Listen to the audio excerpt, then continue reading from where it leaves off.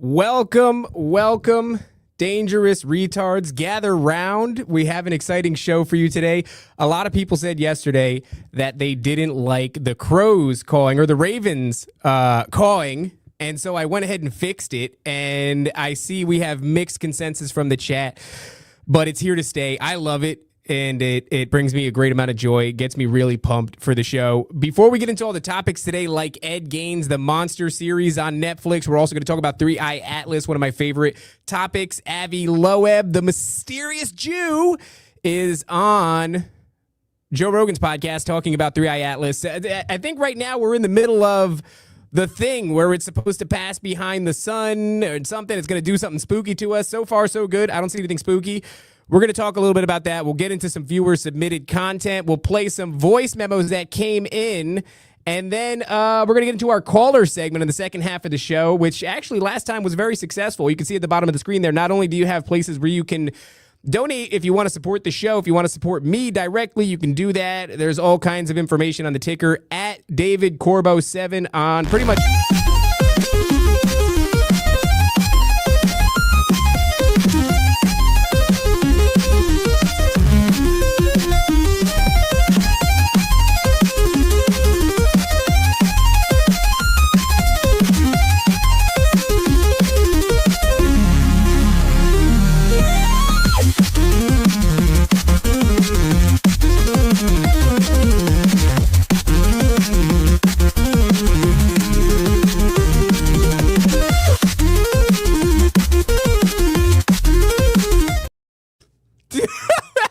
That was TopLobsta. He said he was uploading a video, and I see what he did there. That was awesome. That made it at least 33% better than it was previously. That is thank you very much, TopLobsta.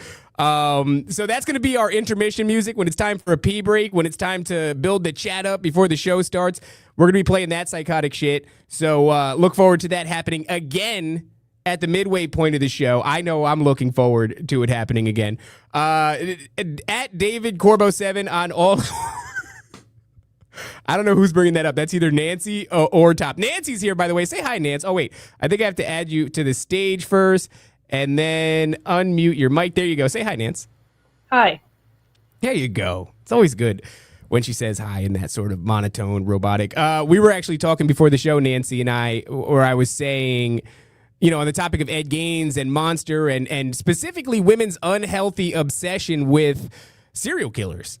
That was the topic that we were going to get into. And Nancy said, unsurprising to me, I actually had quite a thing for serial killers back in high school. We're going to get into all of that. But before we do, guys, let's talk about where you can support the show. Did I get rid of that tab? No, here it is. All right. Boom. Share this tab instead. Don't forget, patreon.com/Nephilim Death Squad is where you can go to support everything we do here at Nephilim Death Squad. And that's a kind of a big operation here. I'm coming live from the Standard Coffee Shop here in Lady Lake, Florida. And we've since really scaled up. So we have 2 studios now. We're doing Nephilim Death Squad. We're doing Nef to America. We're doing NDS Chronicles. We're doing The Raven, which you're watching right now. We're also doing Straight Bible with Matt Hepner, who is the owner of Standard Coffee Shop, who's become an integral part of the NDS operation here. So a lot of work. If you guys are looking to support what we're doing, this would be the place to do it. If you guys are looking to support me solo style, then boop, down there. How do I get out of here, Nancy? Hold on a second. Boom, there we go.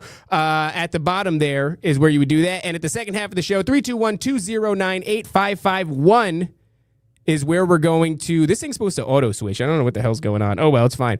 321. Let me wait for it to come back around. Hold on. There it is, 321-209-8551. Give that a call. Right now, the lines are closed, but if you call, you can leave a voice memo. We will play that at the beginning of the second half of the show. When we open the lines, you guys are you can call in. You can say whatever you want. I don't know what you're going to say, and that worries me just a little bit. So the first thing I want to get into is I've been watching with my wife this show. Of course, my wife, of course.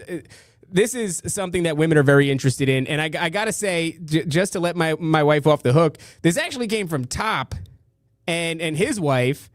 And they said, you got to watch Monster on Netflix. Monster, the Ed Gain story. So for those of you who don't know, Ed Gain is sort of the grandfather of like serial killers. which is a little bit gross. And, he kind of kicked off the whole phenomenon. Nancy, you were saying who was it that was inspired by him? There was like a movie that was inspired by the whole Ed Gaines thing. I forgot what you said earlier. Texas Chainsaw Massacre? Yeah, Texas Chainsaw Massacre. So a guy that's stripping the skin off of his victims and he's wearing them. And so this actually comes from a real dude who was kind of retarded, it turns out. But I guess the real heart of the thing that I'm trying to get at here is that this show was no doubt geared towards women. And this is very similar to, I don't know if it was Jeffrey Dahmer or Teddy. I forget what the hell that guy's name is. I think it was Jeffrey Dahmer. No, it wasn't Jeffrey Dahmer. It was the other guy. Well, you know who I'm talking about, Nancy? Is Dahmer. They made a show. It was Zac Efron. Was it Ted Bundy? Ted Bundy. I think it was Ted Bundy. And yeah, I kind of buried the lead there, but they have him played by Zac Efron, the heartthrob Zac Efron. I think he becomes big through like High School Musical. He's jacked. He looks crazy now. I don't know if I'm going to see if I can find a picture of what Zac Efron looks nowadays or looks like. A real fall from grace. Yeah, here we go. Let's share this tab. We'll look at this a little bit. Now, I know this isn't the point of what I was getting at, but this is kind of wild to me. This guy, he really devolves into, there's a young, handsome Zac Efron, right? Now we've got this big, kind of scary, monster-faced Zac Efron there. Maybe we can find some more images. I don't know. Oh, here we go. And so, but this guy, previously big heartthrob, a Hollywood darling kind of a dude. He's been in there since he was real young. He dyes his hair, I guess, just like me. I think he got it from me. I didn't get it from him. But so they cast him as Dahmer or Bundy, one of the two. And I go, well, that's weird. Why would you do that? Why would you cast this guy who women are? Because I was already aware of this phenomenon. Now they're doing the same thing with Ed Gaines, and they cast the guy from Sons of Anarchy. I don't know what his name is. Doesn't really matter. But that's another like handsome guy who was widely regarded as a kind of a heartthrob character for women, and they cast him. And I saw the pictures of Ed Gaines, not a guy that you would say, terribly handsome. Maybe I could look that up. I mean, for all intents and purposes, he's retarded. I mean, certainly that's the way they made him seem in the show. Yeah, okay, here we go. This is very silly, actually, now that I'm looking at this guy. Let me open this in a different tab. So a guy not conventionally handsome by any stretch of the imagination, played by a guy who is known for being handsome. And here we go. So this is what I'm getting at, where these things are. Look at this guy. That's a guy that Scott says, is this all about dudes that you find attractive? No, not all about. I mean, the first chunk of the show is about dudes I find attractive. But here you go. I mean, not a good looking dude. Maybe he is a good looking dude. I don't know. Nancy, is this a handsome guy? No. All right, because sometimes you just don't know. You know what I mean? Like, it's not. I'm not the best judge of character, of looks. I appreciate his forehead. He's got a beautiful forehead on him. So this guy is now being played, like I said, by the handsome dude from Sons of Anarchy. And I go, why are they doing this? And I was saying to Nancy before the show started, there's like a weird thing with women. Some women that are really into this, and I think I liken them. I describe them as 3 stages of a Pokemon, because I only talk about what I know, and I know Pokemon. So you would have like a Charmander, Charmeleon, Charizard. With women, you have a murder mystery girl, and a murder mystery girl evolves into a horror girly. I don't know if you guys are familiar with the term. Nancy wasn't, but this is something that's become big on TikTok. And it's just chicks that are like super into horror films, right? Like, you ever meet like kind of a goth chick that has the Texas Chainsaw Massacre tattoo, Hellraiser tattoos, Freddy Krueger. Nancy, I know you don't have a Freddy Krueger tattoo, but I'm looking at you. That's what your profile picture, and so on and so forth. Jason, et cetera, et cetera. These slasher films. And it's always like, it's a grotesque juggernaut of a man, right? All of them fleshy holes and skin falling off, and they're merciless. And they chop women up into tiny little bits, and so that's the second stage. That's the Charmeleon of women, is the horror girly. Might even have some tattoos. The third and final evolution of these women is it's the ones that actually have an affinity. And maybe it's wrong to say it stops here, because it does go further. It does go further, but I only have 3 evolutions that I'm aware of, so I can't really go any further in the analogy. I can go outside of it, and I will, but it is the women who are just straight up into serial killers. Just straight up into serial killers. So it starts murder mystery, horror films, and then just raw dog and serial killer content. Nancy says that she was doing that back in high school. I know at the height of her tarot card reading days or divination days. Really, really big into serial killers. Nancy, what was the allure? Like, was it just the edginess, like the darkness of it all? Yeah, it was just fascinating. There wasn't like any attraction to them, but just fascinating. I guess it's like the psychology of it. The psychology of taking a life is what you mean? Yeah, I guess. And what leads up to that? Yeah, well, in Ed Gein's case, he was retarded, actually retarded, a legitimate dangerous retard, but not of the fun variety. And I guess it was like, I don't want to spoil too much of the show, but I'm sure you guys can imagine it was like mommy issues leading up to this. And then, this takes place at a time where you kind of, I guess, could kill a bunch of people and get away with it for a really long period of time. There's no cameras and things like that.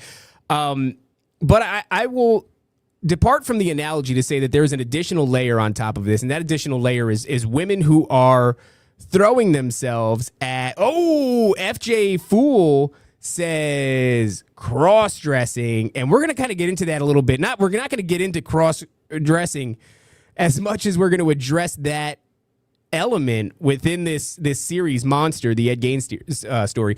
But I guess the one that departs from the Pokemon analogy is the one where women are now sending love letters to, an imprisoned serial killer, right? And I just don't know what the hell that is. If the serial killers have mommy issues, then the murder mommies have daddy issues, right? That's I think maybe that's what's going on here.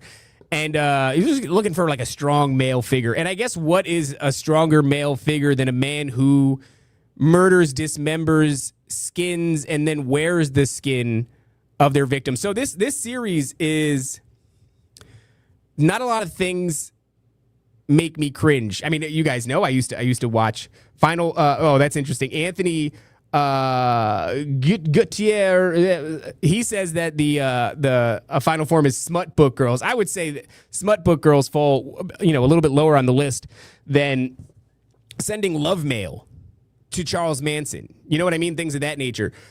There's a little deviation. There's a departure, and that is women who enjoy these books where it's like a centaur or like a minotaur, like loving the minotaur, which is alarmingly an entire book series. I forget who's been highlighting on Twitter, on X, but it's like there's a whole bunch of like minotaur love, like bull man love books. So there's a problem there. But that's a different problem for a different day. So this series monster, the guy has mommy issues and he is really like seriously retarded. And that's the effing Dave Burns. Shout out Dave Burns. He's actually the homie who made the posters for Bohemian Grove, and I think we're gonna try to get some of his art in the studios here at Standard Coffee Shop. But he says Gacy's art is kind of expensive now. Yeah. So that's John Wayne Gacy, right? I'm not like super big on like knowing these guys' names. I mean, I guess culturally speaking, they come across the radar. You are aware of them. He's the clown guy. That's what I thought. Yeah, he's the clown guy. And did he eat the victims, or did he wear the victims, or was he just having good old fashioned sex with the victim? Like, what was his thing? Do you know? Yeah, I think it was rape and torture. Seems kind of mild. just given the extremes of this Ed Gein story. So he has mommy issues, right? Mom keeps him sheltered. He's a little retarded, so he doesn't really get out a lot. He's just kind of a farmhand. One thing leads to another, and he kind of breaks the seal on murder. I don't want to spoil too much. I mean, I know it's history, right? But if you're gonna watch the series, which I really kind of don't recommend. I don't recommend. The guy from Sons of Anarchy acted well. He did a good job. I will say that. But I did notice, there's a lot of, him trouncing about in women's lingerie, and they do that, constantly. I know that was, I guess it was an element of what he did was he wore a lot of panties and brasiers, but I felt like they just overused that plot. It's the same thing I was saying the other day on Twitter about The Substance, which is supposed to be this renowned film, really groundbreaking, best horror film in years, allegedly. Really, it was just an excuse to show off Demi Moore's recently purchased tits. And it was a constant thing. They just kept pulling her old tits out and swinging them around. Every other scene was about finding a reason to get Demi Moore naked. And it felt like, I said this on X, it felt like this old crone who just kept pulling her new tits out and going, not bad for a crone, huh? It was really, so it was kind of felt the same in the Ed Gein thing. It was they just kept trying to, I know, Top, I know this is a Christian show, but these are true things, all right? So I felt like they kept trying to get him in his underwear the same way. It was a shock value. And the dude is he's kind of shredded. I mean, everybody knows the guy from, it's Jack from Sons of Anarchy, which is one of those shows everybody thought it was a shit. It was all right. It was all right. Sons of Anarchy was on air the same time Breaking Bad was. Breaking Bad, a far superior show. They did put Bryan Cranston in his underwear, but it wasn't for the same reason. So you have the actor, whatever, I don't know what his name is. He's kind of shredded, and he's in women's underwear. They keep doing it over and over again. And so like I said, he breaks the seal on murder. He's dressing in ladies' clothes. Eventually, it gets to this whole crazy place where he's wearing, women's skin. He's wearing their tits. Yes, Redbeard says Breaking Bad is superior. It really is. It really is. So one of my favorite shows, honestly. One of the few shows I've watched the thing in its entirety, maybe three times. So I don't want to spend too long. I'm not going to tell you the whole thing, but the thing that really bummed me out about it, besides all the grotesque shit, he's having sex with cadavers, he's dressing in the underwear, he's wearing their skin. It's just dude. And they're just showing so much of this. It's never gone are the days where they used to insinuate that a thing happened. Now it's just and they show Alfred Hitchcock, by the way, who couldn't be a more detestable character. And a lot of this is actually exploring the concept that Alfred Hitchcock wrote about Ed Gein, made a movie that forever changed the culture. It's this idea that after or during World War II, Americans were exposed to such atrocities that the type of content that they were willing to engage in was the boundaries are really pushed, and it was no longer doing it for them, kind of the run-of-the-mill shit that they had been exposed to previously. Now they needed something horrifying, something that reflected or mirrored the atrocities that they were seeing during World War II.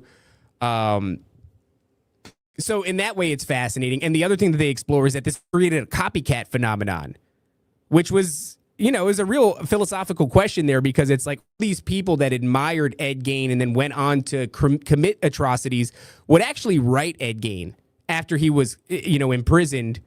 Well, he wasn't in prison. He was put into a mental asylum because he's retarded. But they would write him and say, hey, I'm an admirer. I went and recreated my own version of your work inspired by you one way or the other. And it was that's weird. So I don't know if it's, World War II pushes the bar for atrocities worldwide, or if it's highlighting Ed Gein, who's doing this thing, putting him all over the news, putting him all over the newspapers, creates this copycat phenomenon, much like the kind of the school shooter thing. Yeah, Madeline Brooks says, wasn't the Texas Chainsaw guy based off Ed Gein? Yeah. or at least inspired by. Oh, that's interesting. Atma says, how the fuck do you admire a cross-dressing serial killer? Are we sure this isn't the phenomenon? Meaning like the Nathaniel Gillis version of the phenomenon. I mean, yeah, that's huge, a huge element of it, in my opinion. Clearly what Ed is going through in the film is demonic, but they don't come out and say it. But it's just an interesting thought. It's like, why is this copycat phenomenon so prevalent? Is it just that the world is heading towards this level of chaos and like World War II breaks the seal, and then from then on out it's just like horrifying atrocity after horrifying atrocity? I don't think so. I mean, you know, we've been torturing people for a long time and skinning people and, you know, beheading martyrs, et cetera, et cetera. So I have a feeling that it's the publicizing of the thing, you know, making it big in that way, plastering it all over the newspapers and such.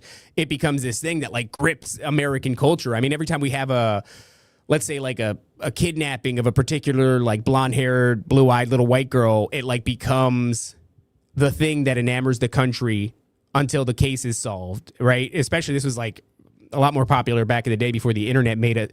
We're just getting bukkakied with so much now, but back when it was much more centralized, this kind of information, they would give us like one John Benet Ramsey, who may or may not have existed. Shout out to Human Vibration. Agatha says if it makes money, they're going to make media of it. Yeah, for sure. But it's just weird being downstream from what that created. So it's the same thing with the school shooter phenomenon, which is what I was getting at before, which is like, you know, you have this shooter or this mass shooter event, and then what ends up popping up in the conversation is like, how much of this is copycat shit? How much of it is MK Ultra, CIA, Manchurian Candidate, activated shooters at, you know, one thing or the other? But also, what element of it is like the copycat phenomenon? I don't know. I mean, serial killers are an interesting thing because they even kind of play into this. We've talked about it on the show before on Nephilim Death Squad about what amount of serial killers are actually just scapegoats for the government. You know, that's like a broad term, but like you will just use it. The government doing this to people and then blaming like a serial killer. You know what I mean? So I don't know. The whole thing was weird. And before I depart off of it, I just want to say that the thing that bummed me out the most in it, and this is going to be a little bit of a spoiler alert, is like towards the end, he is in a mental institution and he has like remorse about what he's done. And he's able to, I think, aid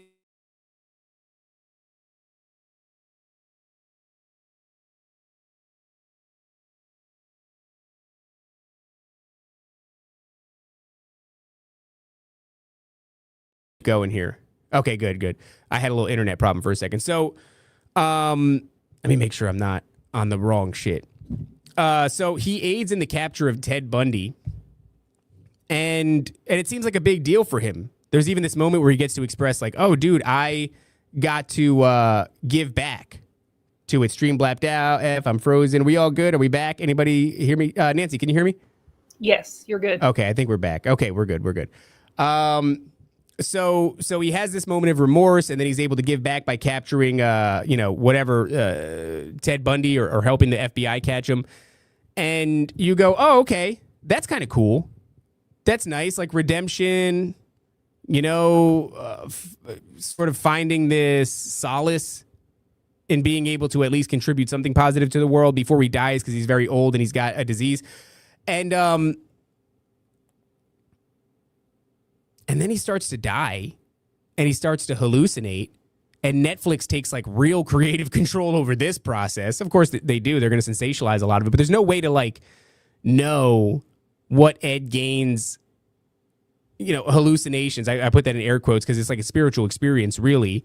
As he starts to get closer and closer to death, he starts to have these visions of his mother, who he kills, by the way, and I don't know, titty fucks, something like horrifying, just some real disgusting crap. He sees her, and she goes on to express how proud she is of him for the murdering of people, for making their name, you know, a nationwide phenomenon, a household name. You know, wow, you really made the world know about us, Gain, something to that effect. It's a proud mama moment, and he's proud. He's like, all I ever wanted to do was make you proud by wearing your tits And then after that, the whole thing just devolves into like chaos. It becomes kind of like a musical almost. It becomes something very strange at the very end that departs in a really massive way from the rest of the series. So even though Ed Gaines has this moment of he has regret for what he's done, he comes to terms. He no longer likes that. He has admirers. He doesn't like that they admire him. And then he's able to give back and stop somebody that was just like him, who was inspired by him to do these things. You should have just pulled the plug there. Instead, they went, and his mom's ethereal, spiritual body shows up and tells him that she's proud of him. And then everybody dances in a graveyard. It's fucking bizarre. Ed Gein. Is that not his name? I don't know if I'm saying it wrong.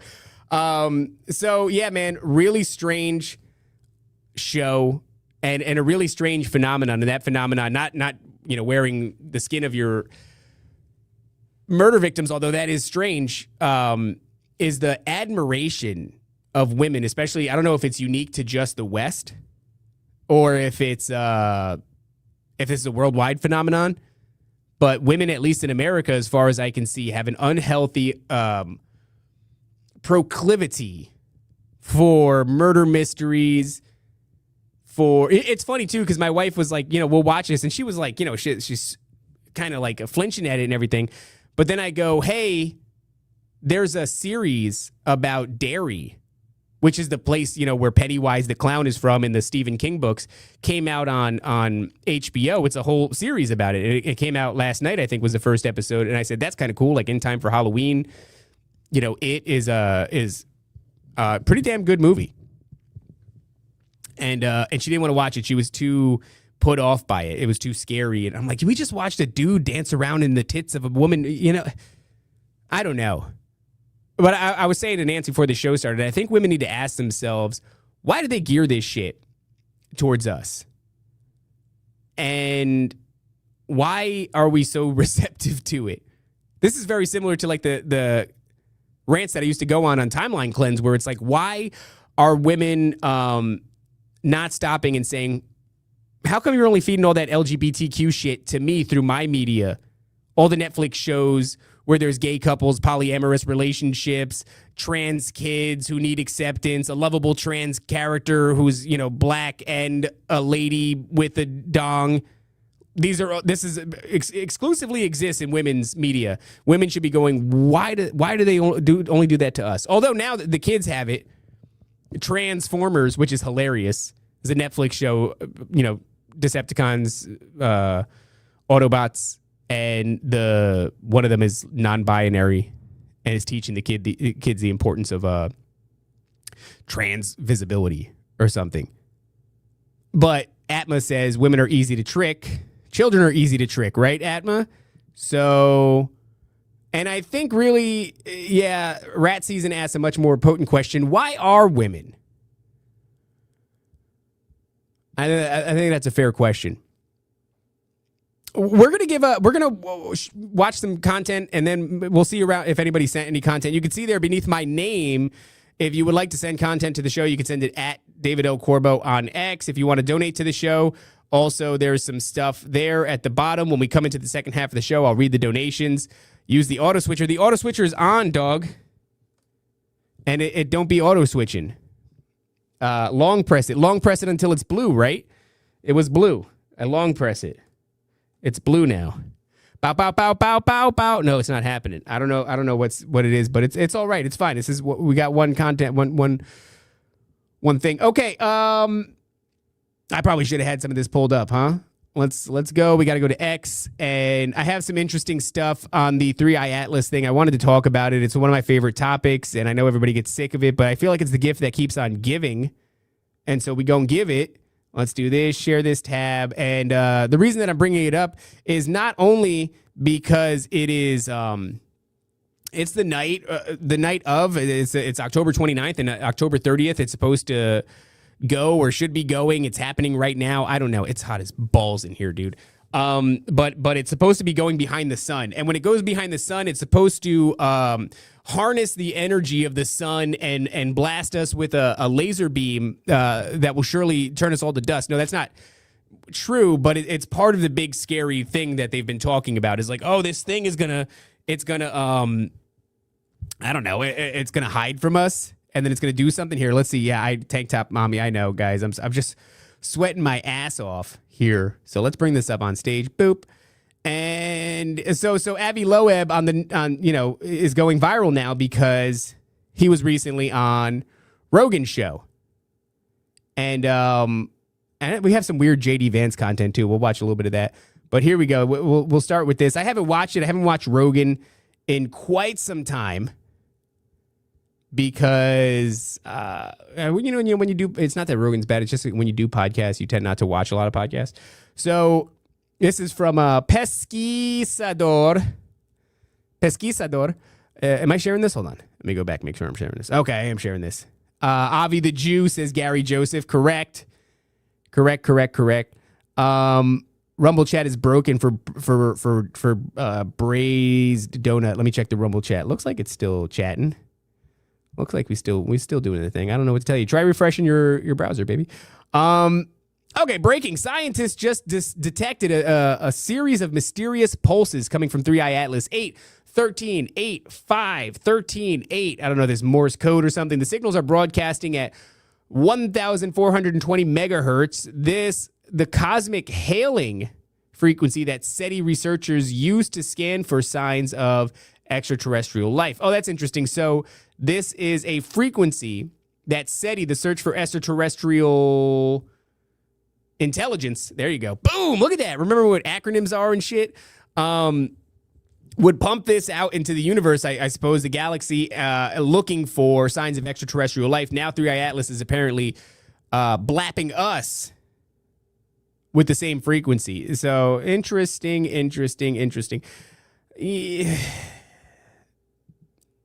I don't know. It almost feels exhausting, doesn't it? Oh, Not Nice Guy. I sent like 5 super chats in a row. Oh, what's up, Not Nice Guy? I like that you're Blaze Donuts on, I've just doxed you on, I see that you sent some super chats. Okay, so we're going to check that out in a bit there. What the hell? All your super chats I can't find on here. That's not good. We'll check back in on that. Oh, no, that's YouTube. That explains that. All right. Sorry, guys. Producing real time. Let's let this rip. Seeing here is the glow of light around the object from scattering sunlight. And the question is, what is producing that light? What is scattering sunlight? And the unusual thing about it, as soon as this was released, the comet experts said, oh, yeah, now it's proven it's a comet. No, but I said, look, it's the sun-facing emission that is elongated. It's not the other side. The extent of the glow backwards, away from the sun, is the same as sideways. You don't see any cometary tail here. Right. And in fact, we're looking at it just like a cigar along the long axis. So it should be 10 times. I like how he shows that. It's like this. We are looking at a cigar like this, longer than it is wide if you were to look at it from the side. Amazingly, the best image was obtained on October 2nd, 2025, when 3i Atlas came within 30 million kilometers of Mars. And it was taken by the high-rise camera on board the Mars Reconnaissance Orbiter, which is operated by NASA. As you remember, October 1st was the government shutdown. So October 2nd, the data was taken, but it was never released. I wrote to the principal investigator of HiRise, asked, can I get the data? I'm a scientist, you can do the press I am a Jew. release afterwards. I would like to see it. Right. No response. And so it's already 3 weeks. It's kind of fascinating. So that plays into what everybody said was going on with the government shutdown, that it was really like the purpose of it was because, NASA is an arm of the government. This would obfuscate some really critical moments in the trajectory of 3i Atlas. We wouldn't get the information about it. I don't know. I mean, Avi Loeb, we talked to this guy. Who did we talk to? We talked to Jordan Crowder, and Jordan was very much dismissive of Avi. I don't know why you would be dismissive of Avi, but just that he's a Jew and that he's sneaky. No, that's not what Jordan said. Jordan said that this guy says this about a lot of shit. He said this about whatever, the big interstellar object. I guess that was 2i Atlas. That was the previous large interstellar object passing through, and you know, so he actually talked on the show about how the first interstellar object passes through our solar system, 2017. Shortly after that, we have, what do we have? I don't even remember. All the alien shit, right? So that's when you get all the Bob Lazar thing, the Pentagon saying crazy crap about this or that, saying, you know, we have recovered off-world craft, a lot of weird shit. And then the next one comes through. That's umu. You know what I'm talking about. And that one does umimumamu.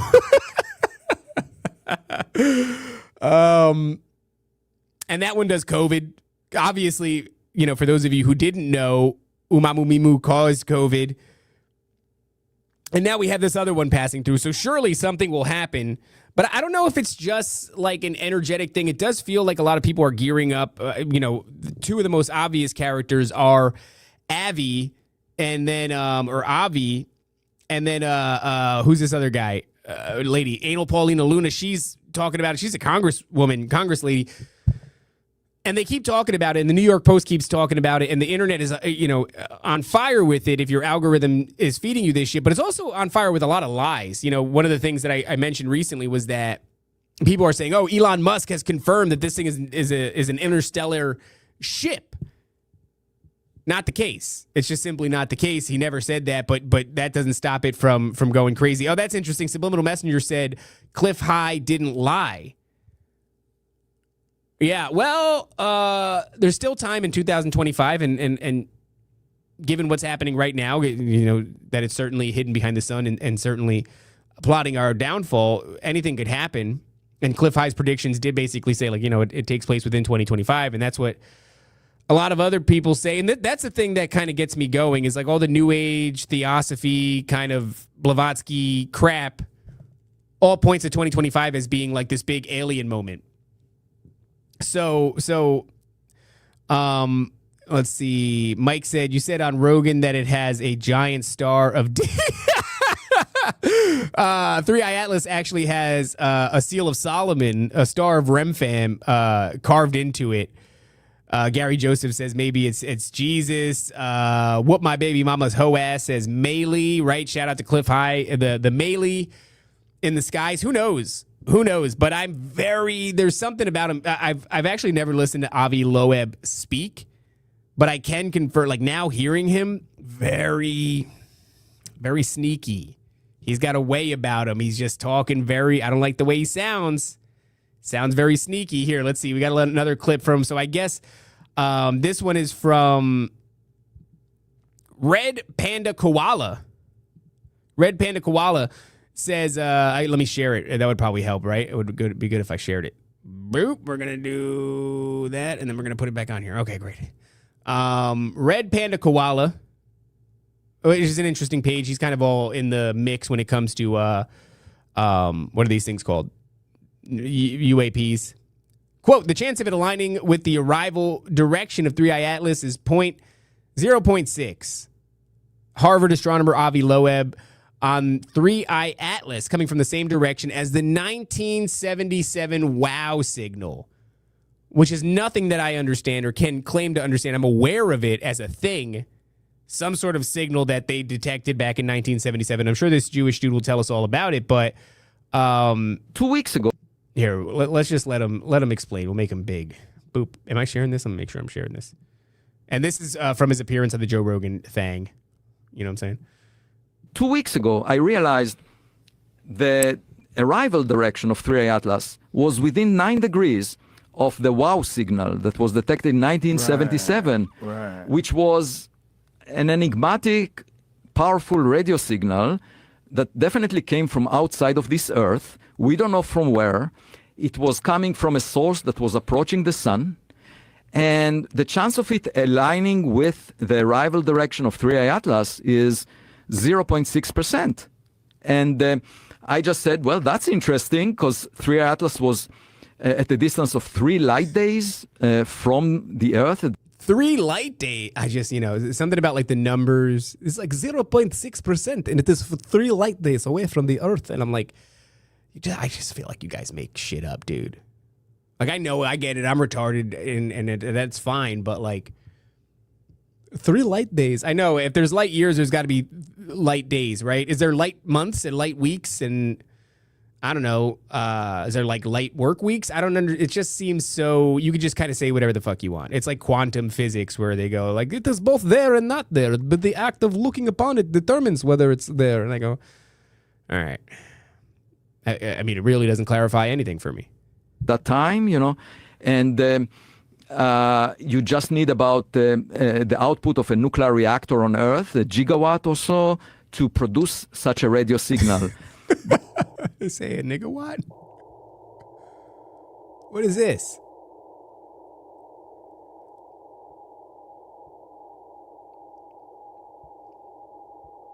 You know what this feels like? This feels like when people show you like the Schumann resonance. You know? Like, and they go like, look at the Schumann resonance. It's been going crazy. And they always do this, by the way. They go, did you have trouble sleeping last night? The Schumann resonance was going nuts. It's like, I don't know. Some people have trouble sleeping so what that means is you're going to have every time you're going to go, yes, dude, I had trouble sleeping last night. It's like because your bills are due, dude. Like you're stressed out by life and the things that you've done in the past are haunting you. It's not the Schumann resonance. It's the money you stole from your grandmother before she passed away.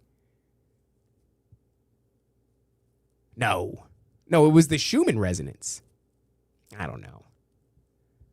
And then every time they go like, did I have trouble sleeping last night? No. For me, no. Not even a little bit. This feels just like that.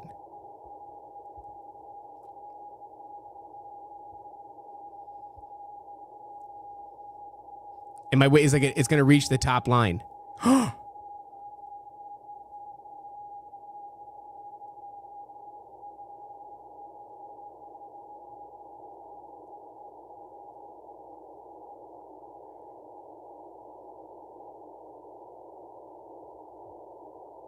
Yeah. 2 weeks. That was deeply upsetting. That was really upsetting that I just wasted. Haven't slept in a week. I'm going to kill my cat. Is it your cat meat? Dude, my cat's been going crazy too. Standing on my chest, screaming in my face, things of that nature, knocking things down. Shout out to Meat Cavern's cat. I don't know, man. I don't know. All I'm saying is I got my eye on this guy. I don't trust him at all. He says this about a lot of things. Ben Baum, thank you very much. He says, congratulations on the baptism, sir. According to the newspaper, 3i Atlas weighs 33 billion tons. Of course it does, Ben. Of course it does. Of course it weighs 33 billion tons, guys. Illuminati confirmed. Thank you, Ben. Yeah, man, I don't know. Snoop Von Poop says he's an Israeli. Yeah, that's true. That's true. You can't trust him. You can't trust him. All right, well, I think there's one more video on him that we can also... is this Avi? No, this is fun. That's okay, all right, so let's deviate from this a little bit. I just want to bring attention to that because tonight's supposed to be the big night. I look forward to getting lasered into dust tomorrow morning. But speaking of all of the fun alien shit, we have here Shadow of Ezra. Am I hold on, am I sharing this? Shut the hell up, JD. Give me a second, guys. I got to make sure I'm sharing this. Okay, I'm sharing this. So here we go, Shadow of Ezra, which is like a highly suspect kind of a page. I don't know what the hell's going on there, but sometimes they put out some fun stuff. I don't really pay attention to these people that much. It's weird. My feed... I swear, it's like it's receiving radio waves from my own brain. Is when I open up my phone and I go, I gotta get some content going for the show. Immediately, it just hits me with all this crap, and I'm like, this is kind of weird because under any other circumstance, like I don't really see this stuff as concentrated as I do. But I found this all in like 3 thumb flicks of a scroll. So Shadow of Ezra says, J.D. Vance isn't sure whether UFOs and aliens are truly beings from another planet or something far more supernatural, possibly angels or demons. He believes mysterious forces exist and that nobody can fully explain them, calling them supernatural forces at work on Earth. He questions whether they are aliens, guardian angels, or something that means to harm us, which is a redundancy from the first paragraph or first sentence. It's really shit like this that makes me have to check my own ideas about the nature of things. You know, when Tucker Carlson is talking to Roseanne Barr about like the Nephilim, I have to go like, fuck, dude, am I like super wrong? Am I falling for some shit? Here, let's let her rip. You know, I don't, it's interesting. I wouldn't say that I do or don't believe it. I mean, I'm a big believer that there are things out there that we can't explain. And so if another person sees an alien, maybe I see an angel or a demon. So I'm a big believer that there are like spiritual forces working on the physical world that a lot of us don't see and a lot of us don't understand and a lot of us don't appreciate. But, you know, is it aliens or is it our guardian angel, or is it aliens or is it a not so guardian force that doesn't care about us or in fact actively wishes us harm? I don't know the answer to that question. What I try to do is I try to say my prayers. I try to be as good of a person as I can be, and I try to do a good job. And hopefully that's all I need to do. Terrific. Thank you so much, Thanks, Vice President. Thank you so much. You know, I see somebody said, I think it was Atma says it looks like, it kind of does look like AI, doesn't it? I don't know what's real anymore. Nancy says he's wearing a skin suit. Dude, it does look like he's wearing like a face. He's kind of doing an Ed Gein thing there. He's wearing another man's face. I don't know. It's the conspiracy, David. Right? So, I don't know. I mean, I'm so skeptical of things, and I guess I do have this level of contrarianism in me where, like, if I find people aligning with some shit that I suspect, I have to now begin to suspect that what I suspect is retarded. You know what I mean? So now when he's saying this, I'm like, yeah, I don't know. I guess what you have to do is like, maybe the way I kind of rationalize it is like, if the cat's getting out of the bag, then you need somebody to get ahead of the cat and be like, that cat over there just got out of that bag. You know what I mean? And then like people will trust like a JD Vance, or they'll trust like a Tucker Carlson, or maybe I need to stop looking at every person that hits the world stage as being a Fed. Zach says, I just hope they pull some shit so I don't have to pay my mortgage next month. Yeah. Well, I hope they don't. I mean, this show is crushing. I'm having a really good time. Although, you know, there will be content to make as long as they don't knock the internet out. But then if they do, I'll just go local. I'll just start screaming from the corners about the Nephilim. Get a little soapbox and do it old school. Although what I will say is here at the Standard Coffee Shop, we have some local homies that do come out and see us on a regular basis. So we'll still have community and we'll still get to do a podcast. It'll just be to 6 people. So who are, you know, equally as valuable. I'm not saying that I don't appreciate those 6 people. All right, and the last one we'll do, and then we'll check real quick, see if we have any viewer-submitted content. Guys, don't forget, we're going to enter the call-in segment of the show soon. When we go to the second half of the show, first we're going to read some of these, listen to some of these voicemails that you guys sent. While the lines are closed, you can still leave a voicemail. It's 321-209-8551, 321-209-8551. And then after the lines are open, we'll take your calls and we'll check in on any super chats and submitted content after this. Boom, boom, boom. Okay, we're not going to look at JD Vance anymore. He's very off-putting, isn't he? And then this last one here, something happened in Japan. I don't watch any of these. I like to do it kind of like I used to do it on TLC. I don't watch any of this shit. Good golly, this is more stuff than I wanted to read, but let's give this a pause. It's not that long. Boom. It might be nothing. Let's get rid of this little distracting thing. This comes from Eddie Abbott, who I don't know. Eddie says, exclusive. Just happened in Japan. Camera notices a large, strange object hovering over the night sky as they wait for President Trump to come outside. It captures it, and immediately the feed is cut. All right. This is the second time I've noticed anomalies on Fox live feed from Israel and now Tokyo. Save this, not a drone, as policies dictate that nothing that can pose a lethal threat to the president of the United States can be flown in and or around the president or his whereabouts without special access being granted. That will not be granted. This guy knows stuff. I trust him. Japan, it's coordinated with local authorities. Japan, it's coordinated with local authorities. Whatever. Usually a temporary no-fly zone kicks in for about 10 to 30 nautical miles around the president's location, depending upon the threat level. Drones get zero tolerance. They're auto-blocked, roll out by software, or jammed, so nothing flies over the hotel, motorcade route, or even the parking lot. Keeps it super tight for security. What could this be? Check it out. Okay. Let's check it out. Let's see. Let's check it out. Oh, speaking of let's check it out, we're going to have Owen Benjamin on the show tomorrow. Very fun. We're going to talk about how to kill a wizard, how to slay a wizard.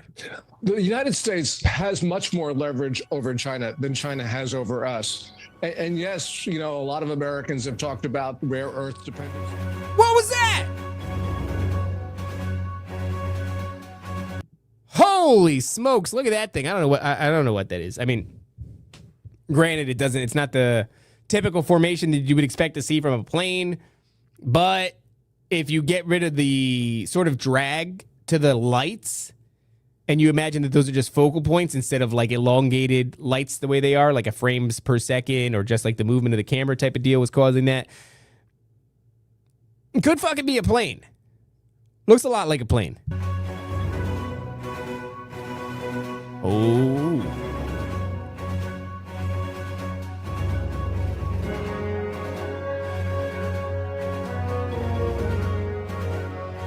There it is. Oh, shit.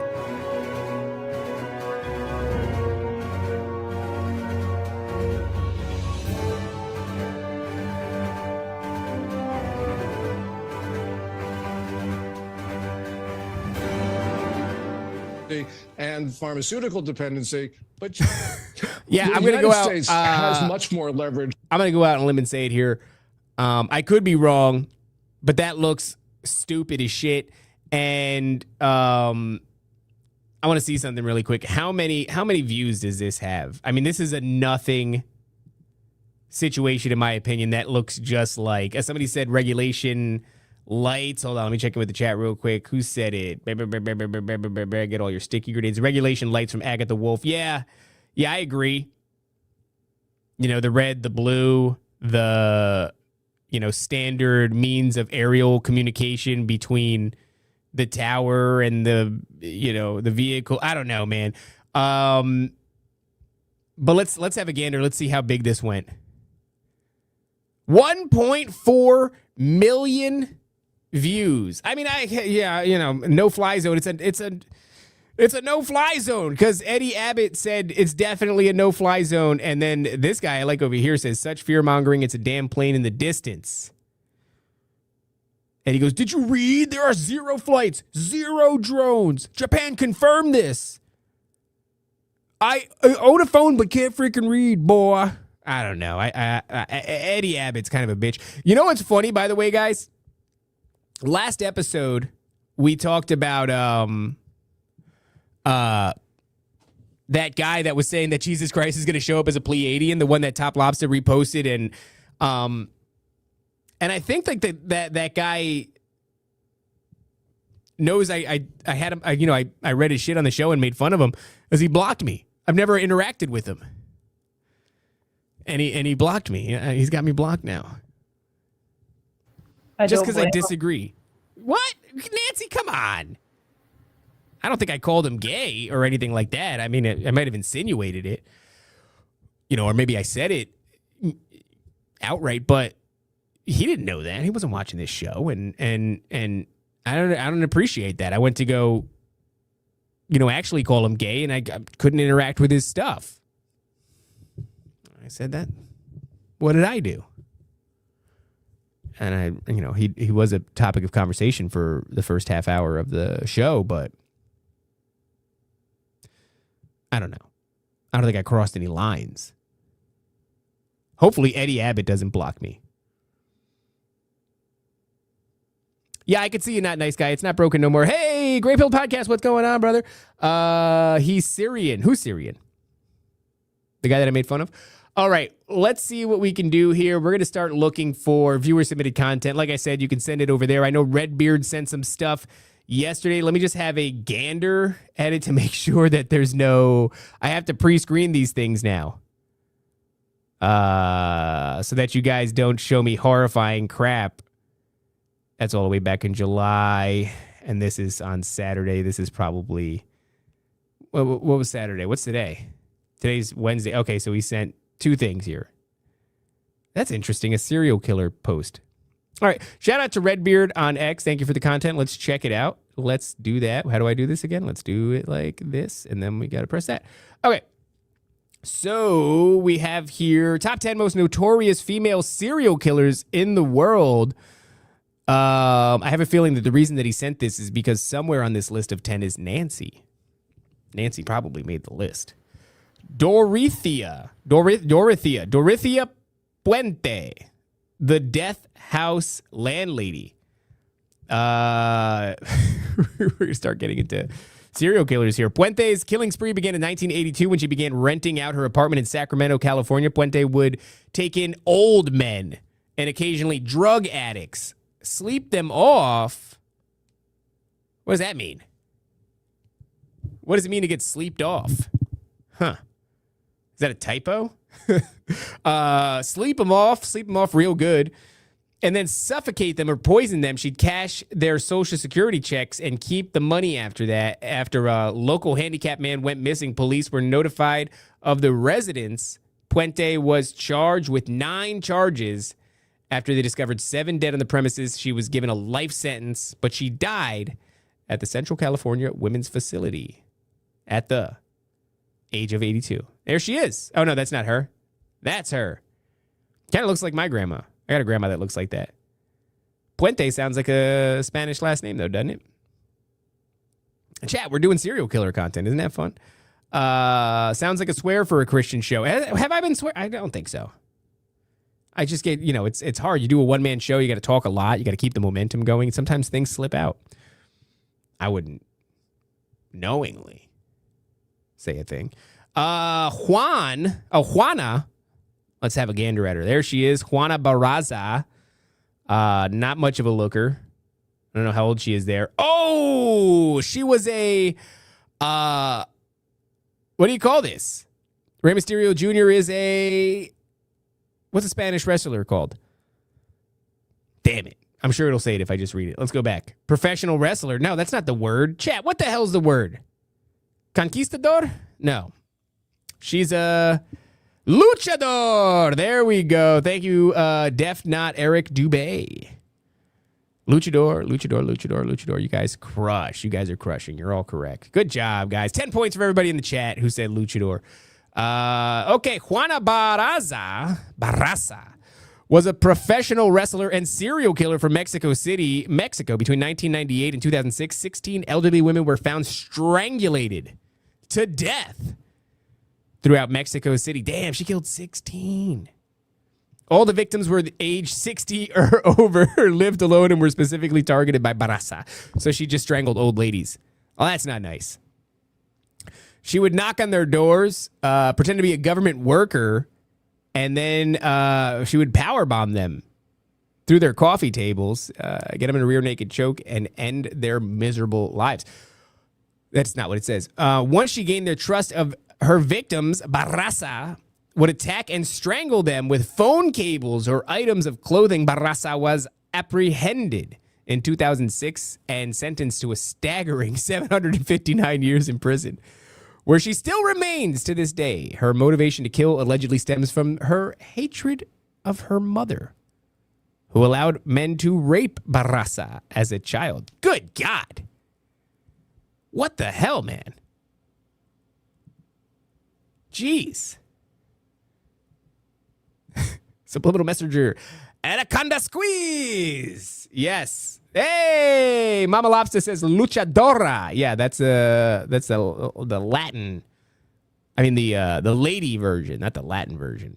Obviously, that was a redundancy. Judy Buenano. The Black Widow. Are we only highlighting the Spanish female serial killers? I do like, and I don't like a serial killer, but if I had to pick one, a luchador serial killer is probably up there. Should have been higher in the ranking, unless these rankings crush. Okay, here we go.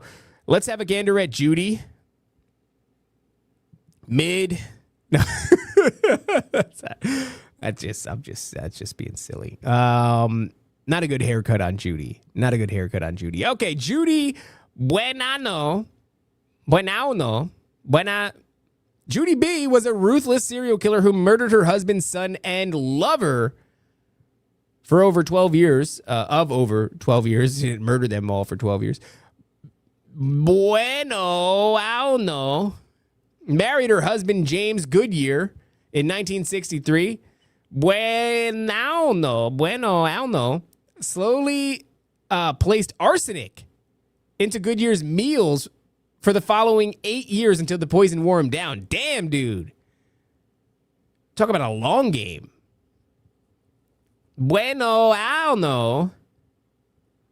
Can somebody type that out phonetically in the chat? How the hell do I say that? Good God. Zach says dedication. Yes. 8 years worth of chipping away at somebody. You have no way of knowing if it was the arsenic at that point or just the stress of life. Or was able to obtain a hefty insurance settlement after he died in 1971. She met a new boyfriend, Bobby Morris, the next year. Morris began to exhibit the same symptoms as Goodyear after taking out a succession of life insurance policies on him. Damn. So she didn't realize, she didn't think anybody was going to pick up on that. You take out the life insurance policies, and then all of a sudden, he starts exhibiting the same. He suffered the same fate. Damn. 1977, finally performed the same thing to her kid, Michael, in 1980. Ugh. Oh, okay, all right. So the dude, the new boyfriend died in 1977, and then her son died. What a monster. She drowned her partly disabled kid. In 1998, she was condemned to death and executed in Florida's electric chair. Shout out Florida. Becoming the first woman to be executed in the state in 150 years. There she is, guys. I told you, ladies and gentlemen, Nancy. Nancy made the list. Congratulations, Nance. Thank you. Nancy Hazel, a.k.a. Nancy Doss. Nancy Hazel was a serial killer responsible for the deaths of 11 people over a 30-year period. You gotta get those numbers up, Nance. Including her partners and children. Like a lot of women murderers, Doss favored poison and dispatched her victims. Or to dispatch her victims. Her first murders were that of her own children, whom Doss's husband returned home one afternoon in 1920 to find them dead. In similar fashion, relatives of Doss continued to pass away under suspicious circumstances until a local doctor ordered an autopsy on the recently deceased. Soon it came to light that all three had traces of arsenic, another arsenic enjoyer. In total, it was discovered that Doss had killed 4 husbands, 2 children, 2 sisters, her mother, 2 grandkids, and mother. These bitches hated everybody. Jeez, man. Here we go. Good old-fashioned white trash. Joanna Dennehy. These are cool pictures. Here we go. She got a little face tattoo. That's nice. Good for her. And there she is. A little mall ninja action with the display dagger that surely holds no edge and bends under the slightest amount of pressure, falls apart. The handle's made with tiny screws. It's not full tang. I mean, it's not like she's really threatening anybody with that, but that's just something that, just an observation. Tongue piercing, beady over the eyebrows, carries her own handcuffs, surely to aid in her own arrest when the police find her robbing the corner store on methamphetamine. All right, let's check her out. What does she do? Couldn't have been too bad. Joanna, I'm so used to the J as a Y in the Hispanic thing. Joanna is unique in that her murders weren't abracadabra. Her murders weren't good God, that's hard to say. Motivated by finance, revenge, or to ease her life. She killed because she liked it. In 2013, 31-year-old Joanna stabbed 3 people to death and wounded more within mere days of each other in Peterborough. And 2 further attempted murders. She was sentenced to life in prison, making her one of the 2 women to be serving a life sentence in Britain. This is a weird. I feel like the previous women were like much heavier hitters than Joanna was. I mean, Joanna shouldn't be this high in the ranking. Was 10 the most impressive, and then this is the least impressive? Oh, don't do that. I don't know if you guys heard that. That's my. How do I turn that off? Oh, well, you guys are just going to hear when I get text messages, I guess, because it's on my MacBook. Jane Topon, Jolly Jane. She looks pretty cool. She looks chill. Very long time ago, back when you could only get your picture taken via getting it painted. This dude's got it all messed up. What's going on here?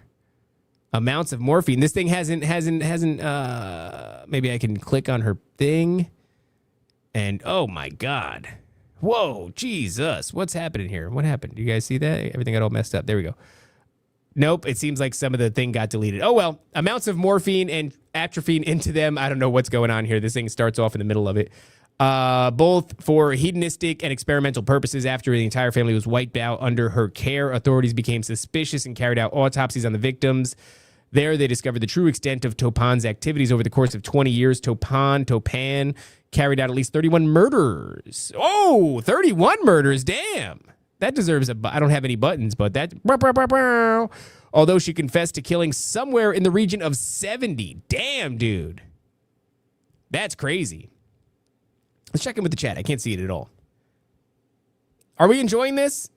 I think this is the only one that I'm going to read. I don't have a lot of time. I'm going to have to get into a break after these murders. What's the kill death ratio? I sent you something. Okay. All right. So we'll check out what Nance sent after this. And then we'll play some intermission music while I go pee-pee. We'll come back. We'll listen to some voicemails, and then we'll take some calls. I'm just checking with the chat, see if I missed anything interesting. 31, yes. Why not 33? She tried. Rape is worse than murder, deserves death, says Hinchy. Shout out to Hinchy. How you doing, brother? Good to see you. All right. I'm just seeing what you're doing. Raven flexing. I was not. Did it look like I was? That's cool. Bella Gunnis. Hell's Bell. Oh, Bell. Okay. Oh, that's a good way to tell me how to. Let's look at her. Chat. Yes? No? Maybe so? I don't know. Let's go to the next one. Oh, definitely. Her head looks like an onion. She looks like an onion. All right. Belle Gunnis was a violent murderer who may have slain a total of around 40 people, including her husbands and children, up and down Illinois and Indiana. Gunnes was a Norwegian immigrant who came to America in 1881 in search of wealth. In 1884, Gunnes married her first husband and very quickly died of heart failure. A second husband followed, along with a baby daughter, both whom suffered the same fate. Gunnes began posting Lonely Hearts columns in local magazines to entice men to her farmhouse. Is that what you called her vagina?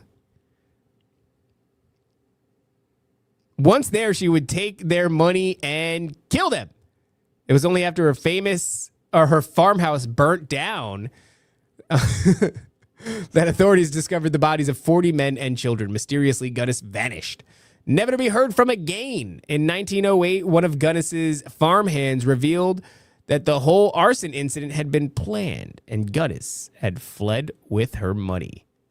Oh. Amy Archer. What a cute little old lady.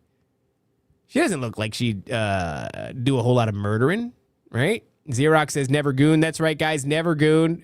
We're just making jokes here. I doubt she called her vagina the farmhouse. That's a crazy thing to say. Oh my God. Hi, JC. Good to see you. Long time no see. No JC. Amy looks like a schizo. That's not nice, Zach. She seems just fine. All right, let's see what's going on here. Let's see what this little lady did. I got a friend whose mom looks just like this. I love that lady. A lot of space between her eyes, huh? A lot of space between her eyes. Amy Archer Gillian was an angel of death. Really? Her? An angel of death? Look at her.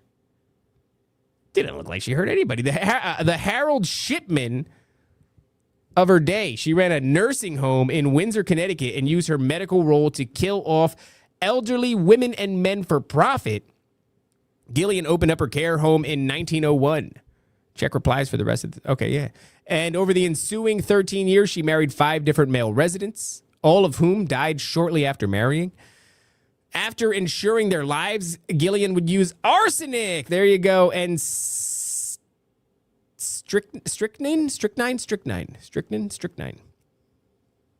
to gradually poison her lovers. When they passed away, Gillian would collect their life insurance payout. Okay. Furthermore, a number of elderly women died under Gillian's care too, many of which had named Gillian as their beneficiary in their will in the months prior to their death. In total, authorities found 48 deaths from her activities. Well, the other lady did 70. Clearly, this ranking is in no specific order. Oh, I've seen this ugly bitch.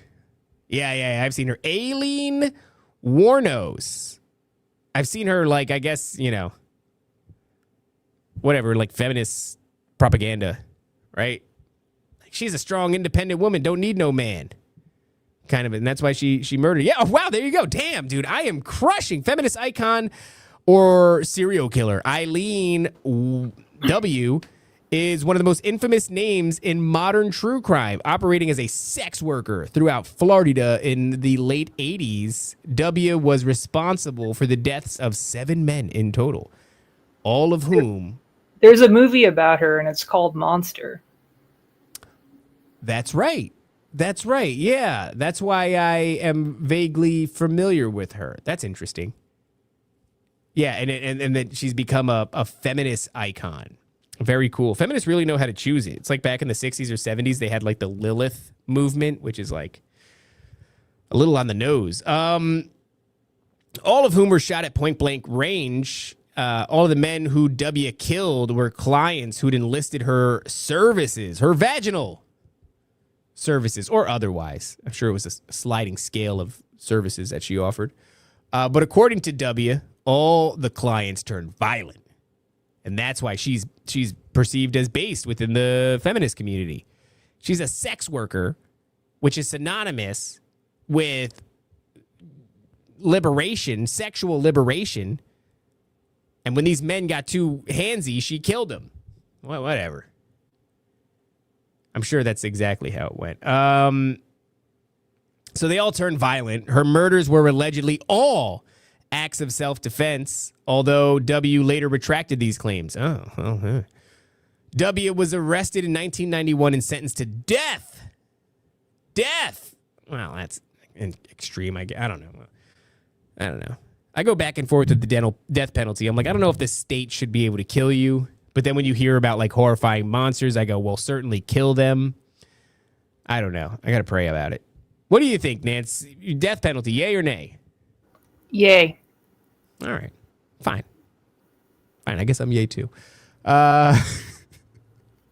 Where are we here? So she was sentenced to death and she was executed by lethal injection. To this day, she's one of the most culturally relevant serial killers in history. Amelia Dyer, great-great-grandmother of Jay Dyer, began her career as a nurse and midwife before becoming a baby farmer and serial killer. She was active in the mid to late 1800s in the UK.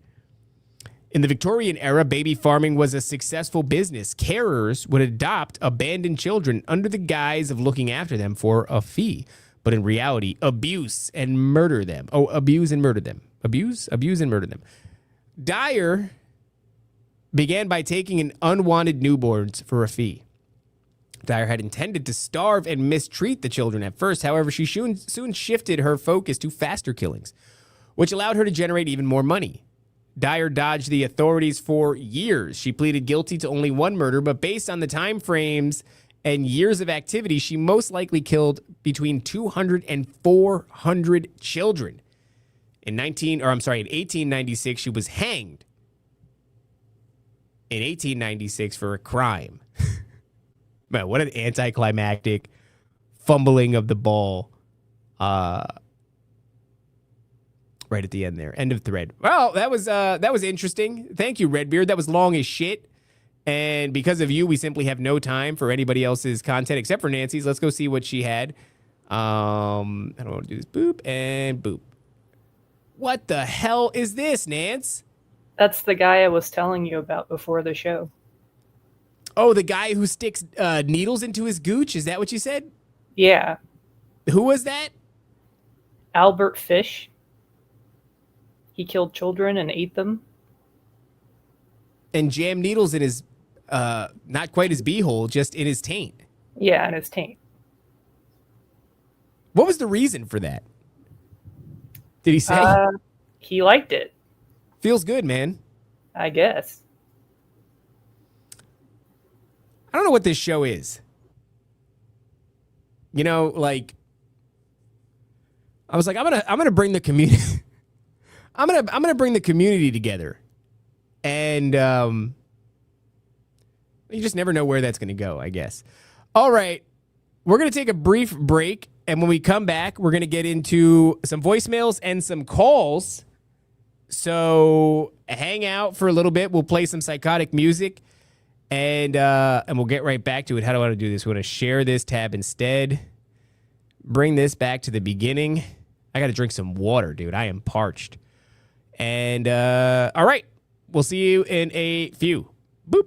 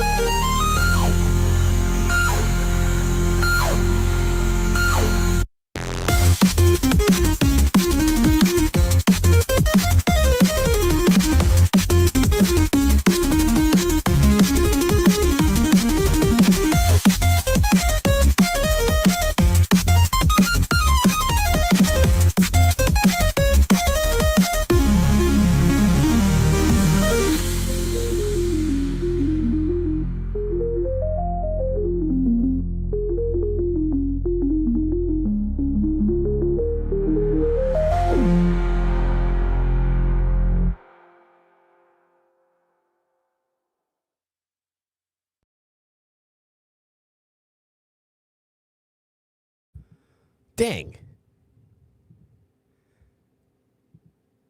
I missed the whole song. That sucks. I thought I was like moving pretty fast and Did you wash your hands? no. But I had to I got some water and then and then it's all the way on the other side of the building and I didn't really time out the music that well. I mean, it's 3 minutes long. I really thought. All right, well, let's do this real quick. I want to check on super chats. I got to get a notebook. I don't know if anybody sent any money. Hold on a second.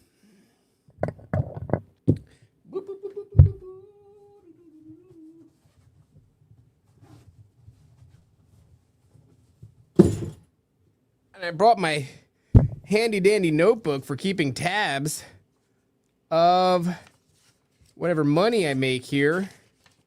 All right, we got a fresh page and I need my headphones back in. I did really want to listen to that music. Call Matt right now. Why? Well, you want Matt? I can't get Matt for you. Matt's probably asleep, to be perfectly honest. He stops messaging us at a hard 8 o'clock. As soon as 8 o'clock hits, we get no more responses.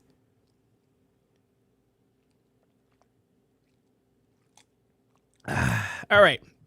So, bottom of the screen there at David Corbo 7 on all of the platforms. That's Venmo, that's PayPal, that's Cash App. We're going to go through. We'll start with Rumble. Let me see if I missed any Rumble rants real quick. And boop, boop, boop, boop, boop, boop, boop, boop, boop. We're scrolling. How do I get rid of this thing? I don't want to see that anymore. And we're back up to the top. No way. We got no Rumble rants. Pathetic. Man, this show sucks. All right. We're going to go on. We'll check out, what's this thing called? YouTube. And then we'll check our other platforms, whatever those are called.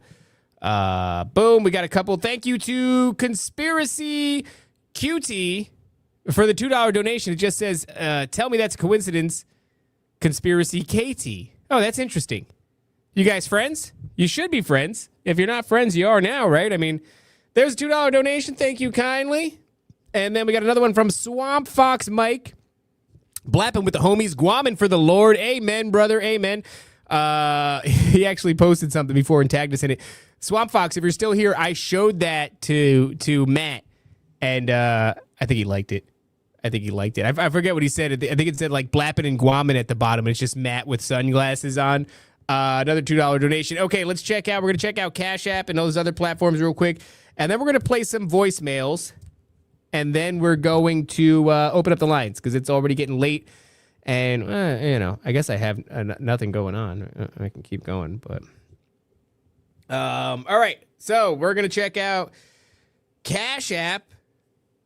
It's going. Looks like we've got a couple of donations there.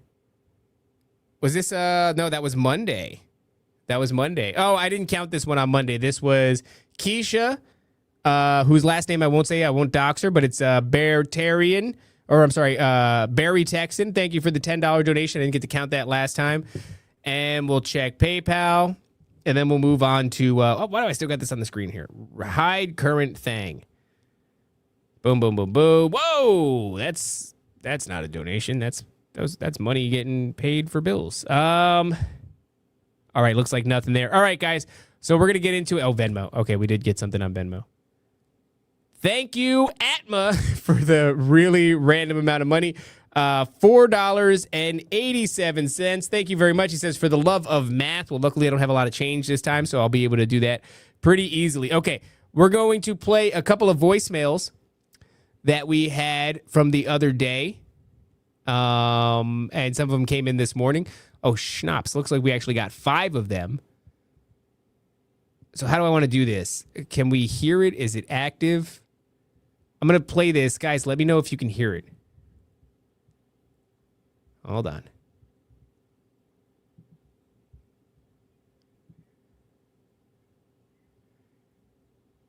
Can you guys hear that? We can't hear it. Okay, you guys can't hear it. I don't know how the hell I do this. Oh, share this tab instead. That would help. That would be huge. That'd be a huge part of it. So add to stage. Oh, Christmas. And then we'll do that. Just a bunch of phone numbers there. All right. So we should be good now. You know what's funny, by the way, the other day we got all these calls, right? The call-in segment of the show was really excellent. And a lot of guys from the Midwest, huh?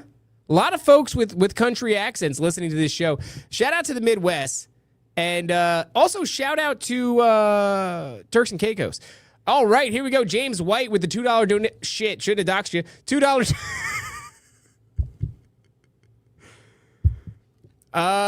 With a $2 donation says, "Mommy looking thick and juicy." Thank you. Thank you, JW. Didn't mean to dox you there, but you know, it's how she goes. Okay, should be able to hear this now. Nancy, let me know if you hear it. What is up, the Raven? You hear that? I can hear it. Yeah. Okay, great. Let's let her rip then. What is up, the Raven? Matt over here in Oklahoma. Hey, Matt. Been listening for a while. Love what you do. So glad you guys connected with Matt. I love seeing your guys' growth. You especially, Raven. I've been listening since the moment you were on Tower Gang. Love what you do, man. God bless. Congrats on the baptism. I recently got baptism as well. We'll love you, brother. And God bless. That's awesome. Well, thank you, Matt. And I love you too, dude. Congratulations on your baptism. Since my first appearance on Tower Gang, man, you know, people still call me Yoko Ono for that, and it's fine. I'll allow it. Could have been a drunk voicemail. Qui-Gon says more drunk voicemails, please. Rehinge says drunk. Zach says a fellow retard. 100%. This is our people. And no, I appreciate it, man. Congratulations on your recent baptism. I'm happy to hear it. And thank you for listening for so long. Thank you for supporting me. Totally different version, by the way. I don't know if it's a totally different version, but it's a totally different mode. Old Tower Gang Raven. It was a lot of fun. You know, I look back at some things and I shudder. You know, not because I don't think that they're funny, but because I just worry about, like, the show has gotten so big that it's now bled out into my real life. And I meet people in person all the time who are like fans of the show. And I never stop to consider, I guess stupidly, like, oh, I'm going to have to meet these people one day. And my reputation will precede me to some degree at some point, which now that's become a reality. I mean, simply by virtue of meeting a person who doesn't know you, or rather who you don't know but knows you, they catch you off guard. And it's like, how much do you know? How much do you know? And then having to explain things like Cocktober to Matt. That was rough. But thank you. Thank you, Matt. Thank you for watching. Thank you for listening. Thank you for supporting me. And thank you for the kind words. Okay, let's do another one. Let's do another one. Here we go. Hey, David. Hi. I just wanted to leave a brief voicemail for episode 2, possibly. Somewhat flat Earth, so Cooley Jets. So if we're told to believe biblical flat Earth, if that's what you guys believe, I'm not really sure. How can we even begin to entertain Three-Eye Atlas? How can we even begin to entertain anything from space? It's either real, it's coming from space, or it's complete deception. No one has really gone over this completely, so I just wanted to leave a voicemail and see what you guys think. I'd love to hear your thoughts. If you believe in biblical flat Earth, this is just some bullshit or some deception. And the main thing that gets me with flat Earth is there's no pictures of the Earth. With the technology they have, you should be able to take a picture of the Earth. Anyway, that's just it. And Yeah, love to hear your thoughts. I don't think he said his name. Did he say his name? Well, thank you for the voicemail, brother. Let me just go back and see. No, I didn't see anything about a name. Great question though. And it's something that I really don't know where to put it. I mean, your distrust for Globe Earth is well founded, right? So you're talking about how they can't get a picture of Earth. All we have is composites. I don't know if a lot of people know that, but excuse me, a lot of these pictures of Earth, in air quotes, they're actually just composites. Or all of the pictures of Earth are either composites or CG renderings and artist interpretations. A composite meaning they just take a bunch of pictures of segments of the Earth and then, combine them all together to what they think it should look like. That's interesting. That's weird, right? Like, why is that the case? And then, it's like Nasa in Hebrew means to deceive or some shit like that. Nancy, I don't know if you have access to anything real quick, but if you could look that up so I'm not just talking out of my ass. I believe that's the case. Like Nasa in Hebrew means to deceive. And then NASA itself is like, it's really strange. Like if you look into the measurements, the supposed measurements of the Earth, the supposed measurements from the distance of the Earth to like the sun or some shit, the number 666 comes up constantly. Constantly. I'm correct? Yeah, Nasha. Nasha, right? Yeah. Yeah, I mean, that doesn't bode well.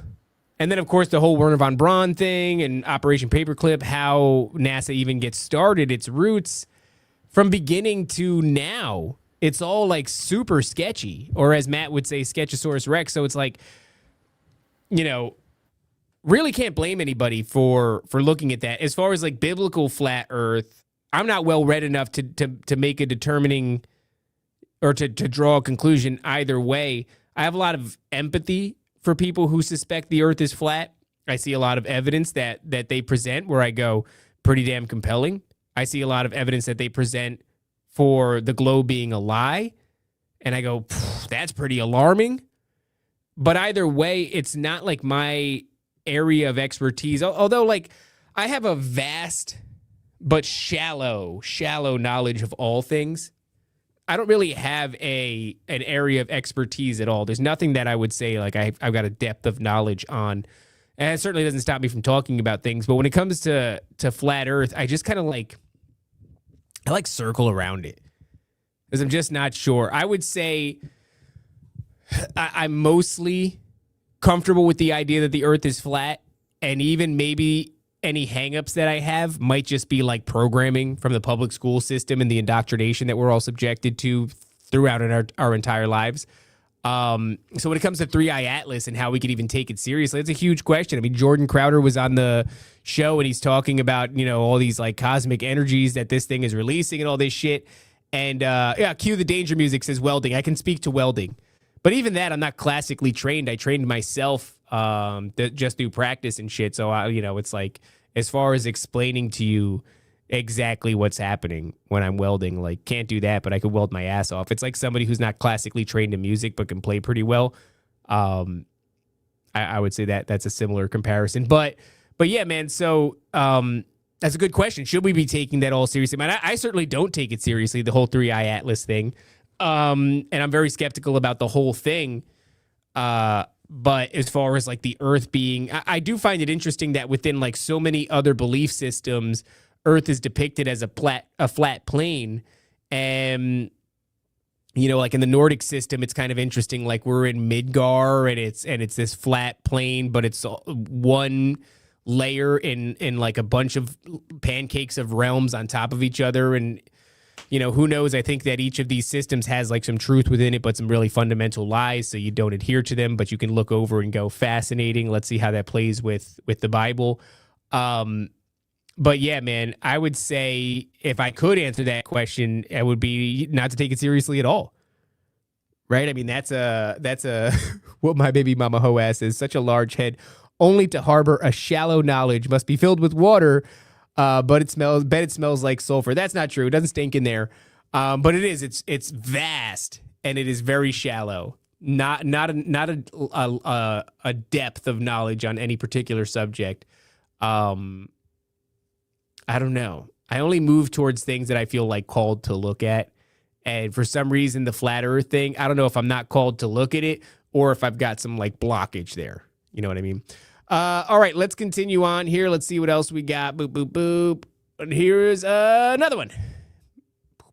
Hey, it's Matt from Oklahoma again. Is this the same number? It is the same number.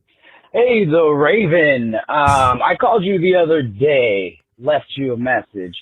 Matt from Oklahoma, cue the danger music online. Oh, cue the danger music. You out there, baby. What's up? I just felt like I should call one more time. Absolutely. If you could pass this message on to Matt. He's been in the short time he's been on the podcast, been a big help in me understanding what's going on in this book, in the Bible. I've been digging in real deep. You guys have helped me a lot. I know I come from the dirt like you, buddy, and I'm digging myself out, little baby Christian here. And it's just been really awesome to watch you guys grow, you and Top, and grow myself. And then with Matt, in addition, it's just amazing, incredible. Appreciate everything you guys do. Much love. Peace out from Oklahoma. I like Matt. He's concise. He's to the point. And yeah, man, I mean, I'm glad to hear that it's helping people. I really appreciate the kind words. Matt is helping me. Matt at the Standard Coffee Shop of Straight Bible is helping me tremendously.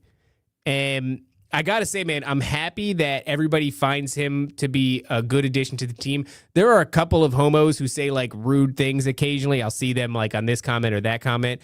And I think Matt might see them and I think he might get like a little bit tight about them. But I'm like, no, dude, you got to understand, like the vast majority of people enjoy the content. There are thousands and thousands of people who say nothing. And then there are 5 people that say something negative. And with that number, you go like, okay, we're doing really well then. Because there's always going to be a small percentage of people that don't like a thing. With Matt's addition to the team, there has been an overwhelming pour out of positivity, which you typically don't see because most of the people who are pleased with a thing, they just absorb the content, they support you, they smile, and they typically keep quiet about it. It's usually like the ones that are a little bit messed up who want to say horrific things that decide to pipe up. But in this particular case, even the people who would typically just be absorbing the content, happy with the information, happy with the show, happy with the product, I guess, are piping up and they're saying a lot of kind things about Matt. And it brings me a lot of joy because I was hoping people would see what I was seeing when we decided this is somebody that we should work with and develop, a working relationship with. Was I saw like a really good dude who's a lot of fun, but has something really huge, not just to offer the audience, but offer like us in our journey in this direction that we're going in or have been going in really since the show's inception. We might have done it a little bit crassly. We might have stumbled in some ways, on the journey in the beginning there. But we've made some decisions to align our compass, maybe calibrate it a little bit more. And then all of a sudden Matt shows up and it's like the timing was perfect.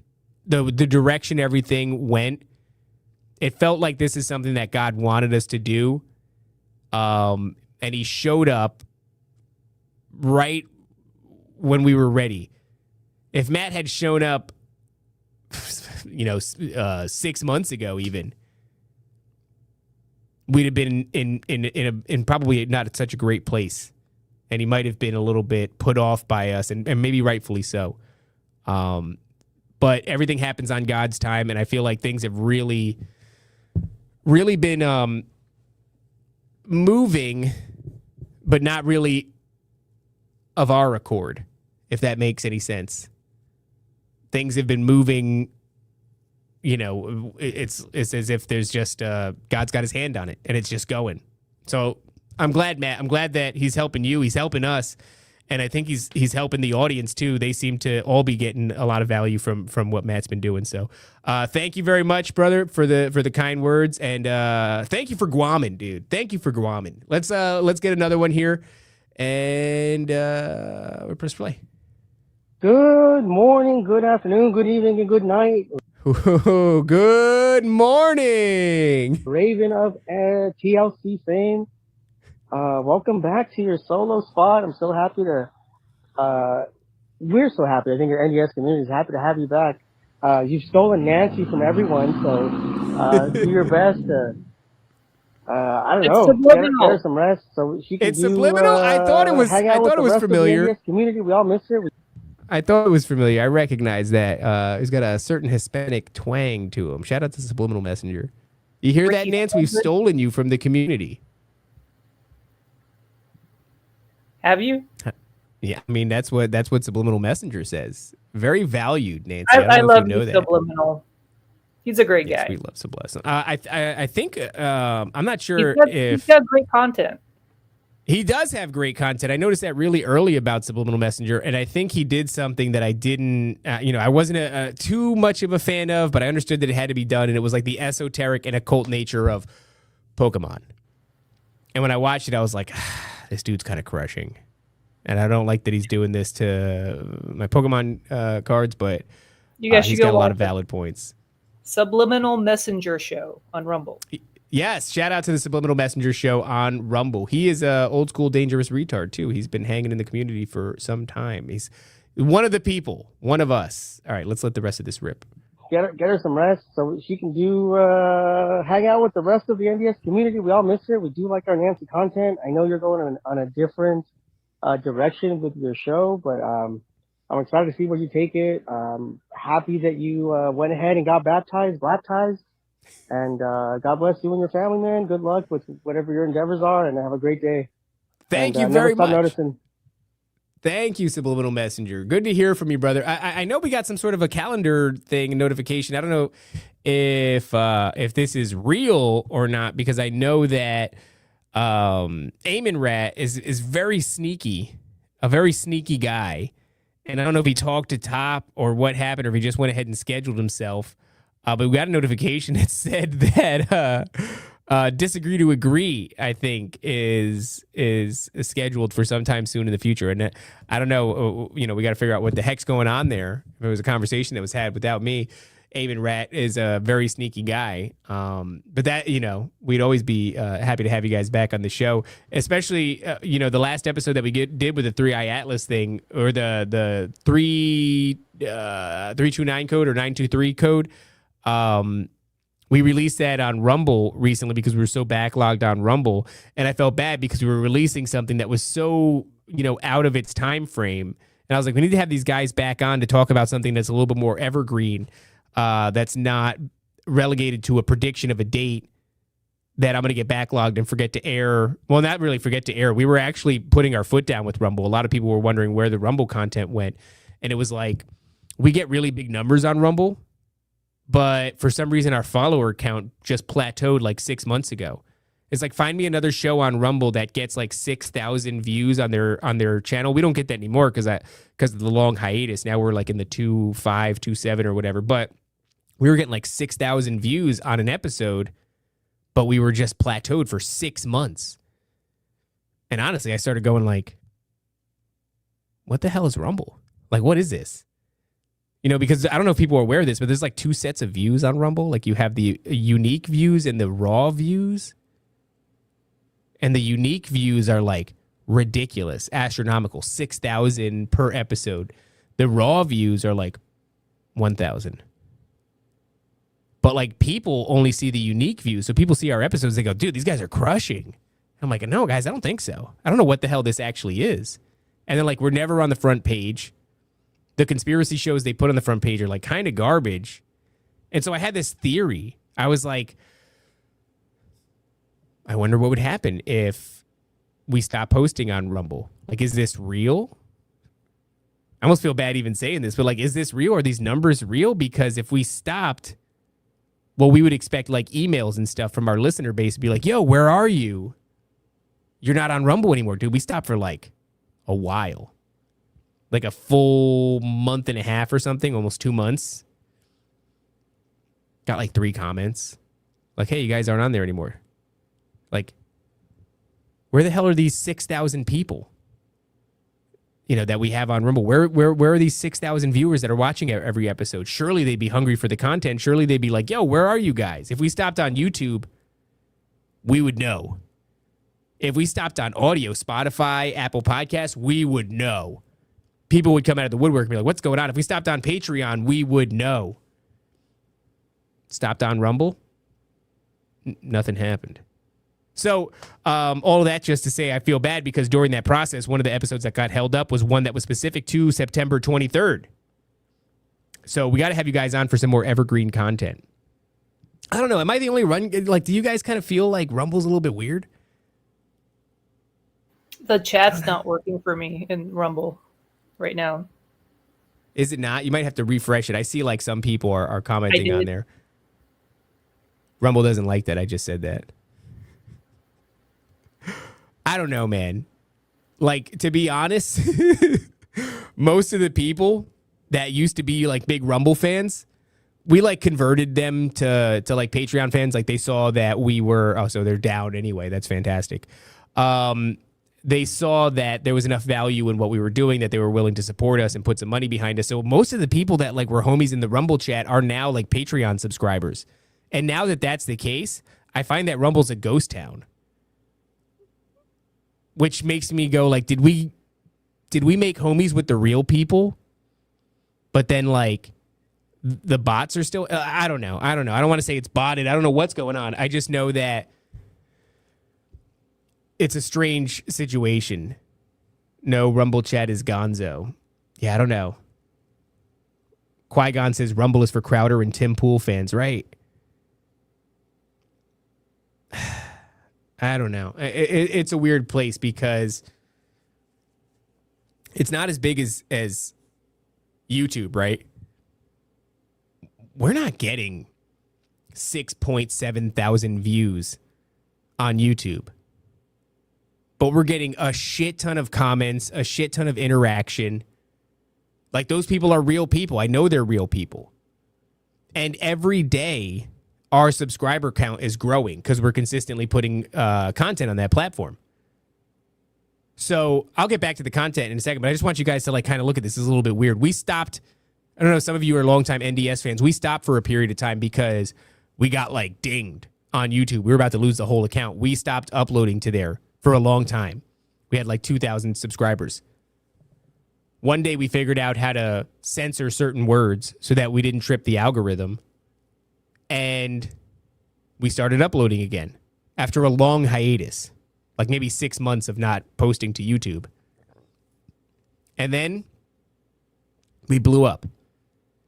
Now we're closing in on 11,000. So in like 6 or 7 months, we went from 2,000 to almost 11,000 subscribers on YouTube. A bunch of comments. All these people are real. But for those 6 months, this other platform, Rumble, has been at like 6K subscribers and 6,000 views per episode. Like 6,000 views per episode, dog. What?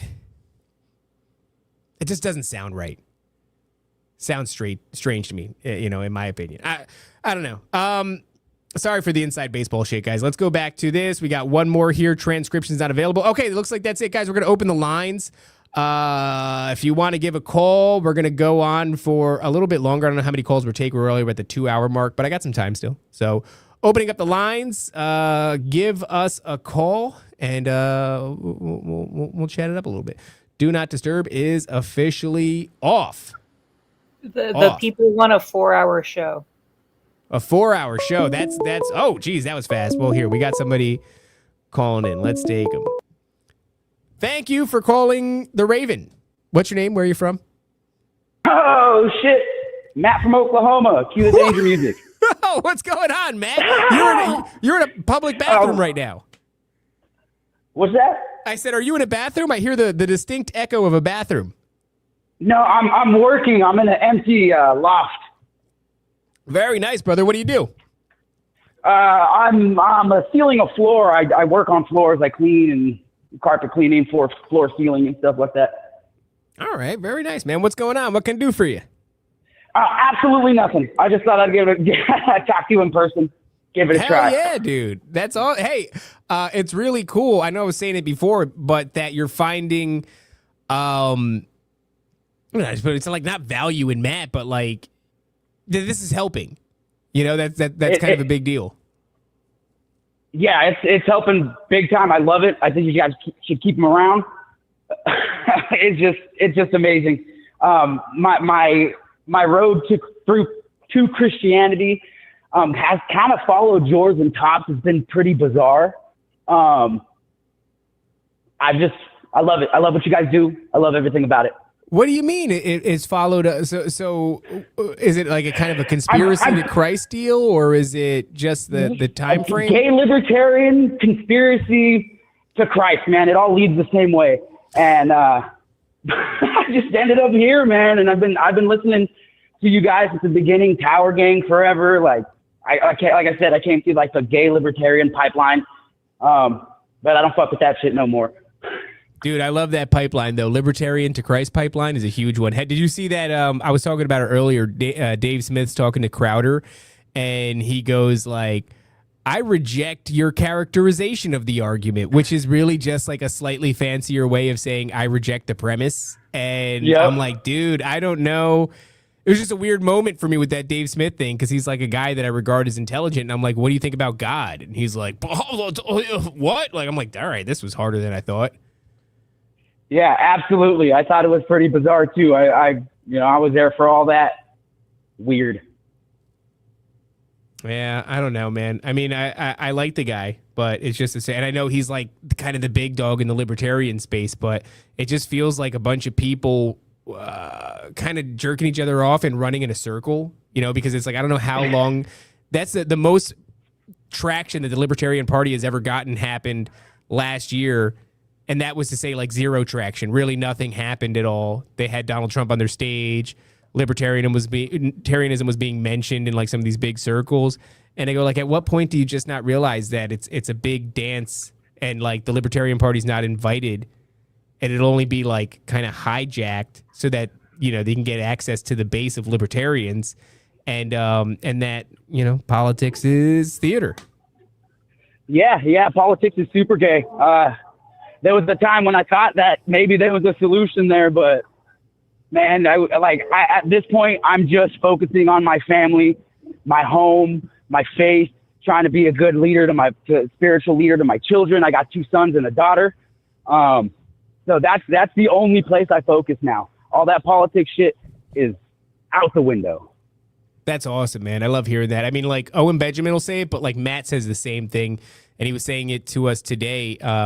On the Bible study, or sort of Bible banter, whatever you want to call that. Yeah. On the book of Elijah. And it was like this idea that, you know, you can't be involved in those things, because really the only thing that you can affect is your own circle, right? You're talking about, you have kids and a wife, and you could take responsibility for your own life, and you could change things within your own life. And that's pretty much the only way. That's why, like, I look at these things peripherally. I'll engage with them. I'll have fun with them. Even like this 3i Atlas Avi Loeb shit is really just kind of like entertainment value, because I'm not going to buy into the doom and gloom of it, and you're not going to change it. And they have their plans, whatever. But like, we're strangers in a foreign land. We're just passing through. And I don't think that we're supposed to like grab on to. A lot of people don't like that. But I don't think we're supposed to grab on to the machinations of like politics and shit and try to bend it to our will and shape the world into what I don't think we're called to do that. And it only leads to massive amounts of disappointment. Yeah. Depression. Right? I mean, you just become disheartened and you become sad and yeah, but it's like there is things you can affect. You can, you know, create this beautiful oasis in your own life. You can tend to this sort of garden that is your relationship with your wife, or your relationship with your children, or, you know, your relationship with your work that you're doing directly. Like, that stuff is tenable, but this other crap is like, it's like a gay distraction. And I don't know, man, to try to get involved with it in any serious way seems like bullshit. Gay. It's gay. It's gay. I agree. Well, listen, Matt, I appreciate you calling, man. Yep, man. It was cool to talk to you. I appreciate everything you guys do, and just keep it up, man. I'll be here. Thank you, brother. Thank you very much. Thank you, Matt. Cue the danger music. God bless you, and God bless your family, homie. Hey, God bless you and your family as well. Later, man. That's nice. Isn't that nice? Yeah, I don't know, man. It's like there's a big crossover between like the libertarians and like our audience. And I just feel like it's kind of a waste of time, guys. But I mean, who am I? I'm just a faggot. Thank you for calling the Raven. What's your name? Where are you from? This is FJ Fool from California. FJ, what's up, dog? What's up, Gon? What's going on? You may remember that I was a Chronicle submission. I have the neighbor, Red Hoodie. Yes, that's right, dude. What's going on with that guy? Is he still around? Yeah, he's still around. I think he's pretty well drugged up at this point and just kind of laying low. But Nice. the reason why I wanted to call is on the topic of famous killers. I used to work in the Department of Corrections here in California, and I sat across the table from one of the Menendez brothers on regular occasion because he was part of an inmate advisory council where he would go in and kind of advocate to the administrative staff on behalf of the other inmates. And he's very intelligent. You know, it was Lyle. He was very intelligent, very articulate, and it's very easy considering the fact that he's always trying to kind of game the system in his favor, to think that he's a, you know, manipulative and conniving person. And maybe he is to some extent, but just kind of knowing his story and seeing how things played out in his life that kind of led up to he and his brother killing their parents, I really do think that there's something to his claim that, you know, he and his brother were molested by their father and the mother knew about it, and that's what led him to do it. So I have a lot of sympathy for murderers who became that way because they were traumatized. This doesn't, you know, alleviate them of the blame, but it's certainly something to consider. You know, they're children of God too, you know. Yeah. Well, that was what kind of got me about the Ed Gaines thing. Was it was like within that story there was like this bit of redemption, and so it's like, yeah, you know, at the end of the day they're human, and that's why I go kind of back and forth on the whole like death penalty thing too. I mean, I do think there are some things that are so egregious and so beyond the pale that, you know, I don't know what should happen. And then of course there's like miscarriages of justice where like people get wrapped up in this system and get put on death row and it was the wrong person the entire time. But I, you know, obviously as a Christian, I believe in redemption and I believe in forgiveness. And I think that hurt people. And that's kind of like the real bummer of it, you know, is that you start really analyzing what happens to an individual that goes on and does these things. Even within the Ed Gaines story, it's, you know, it's a horrifying relationship he has with his mother growing up. And, you know, there's always that theme where it's like a parent hurt me.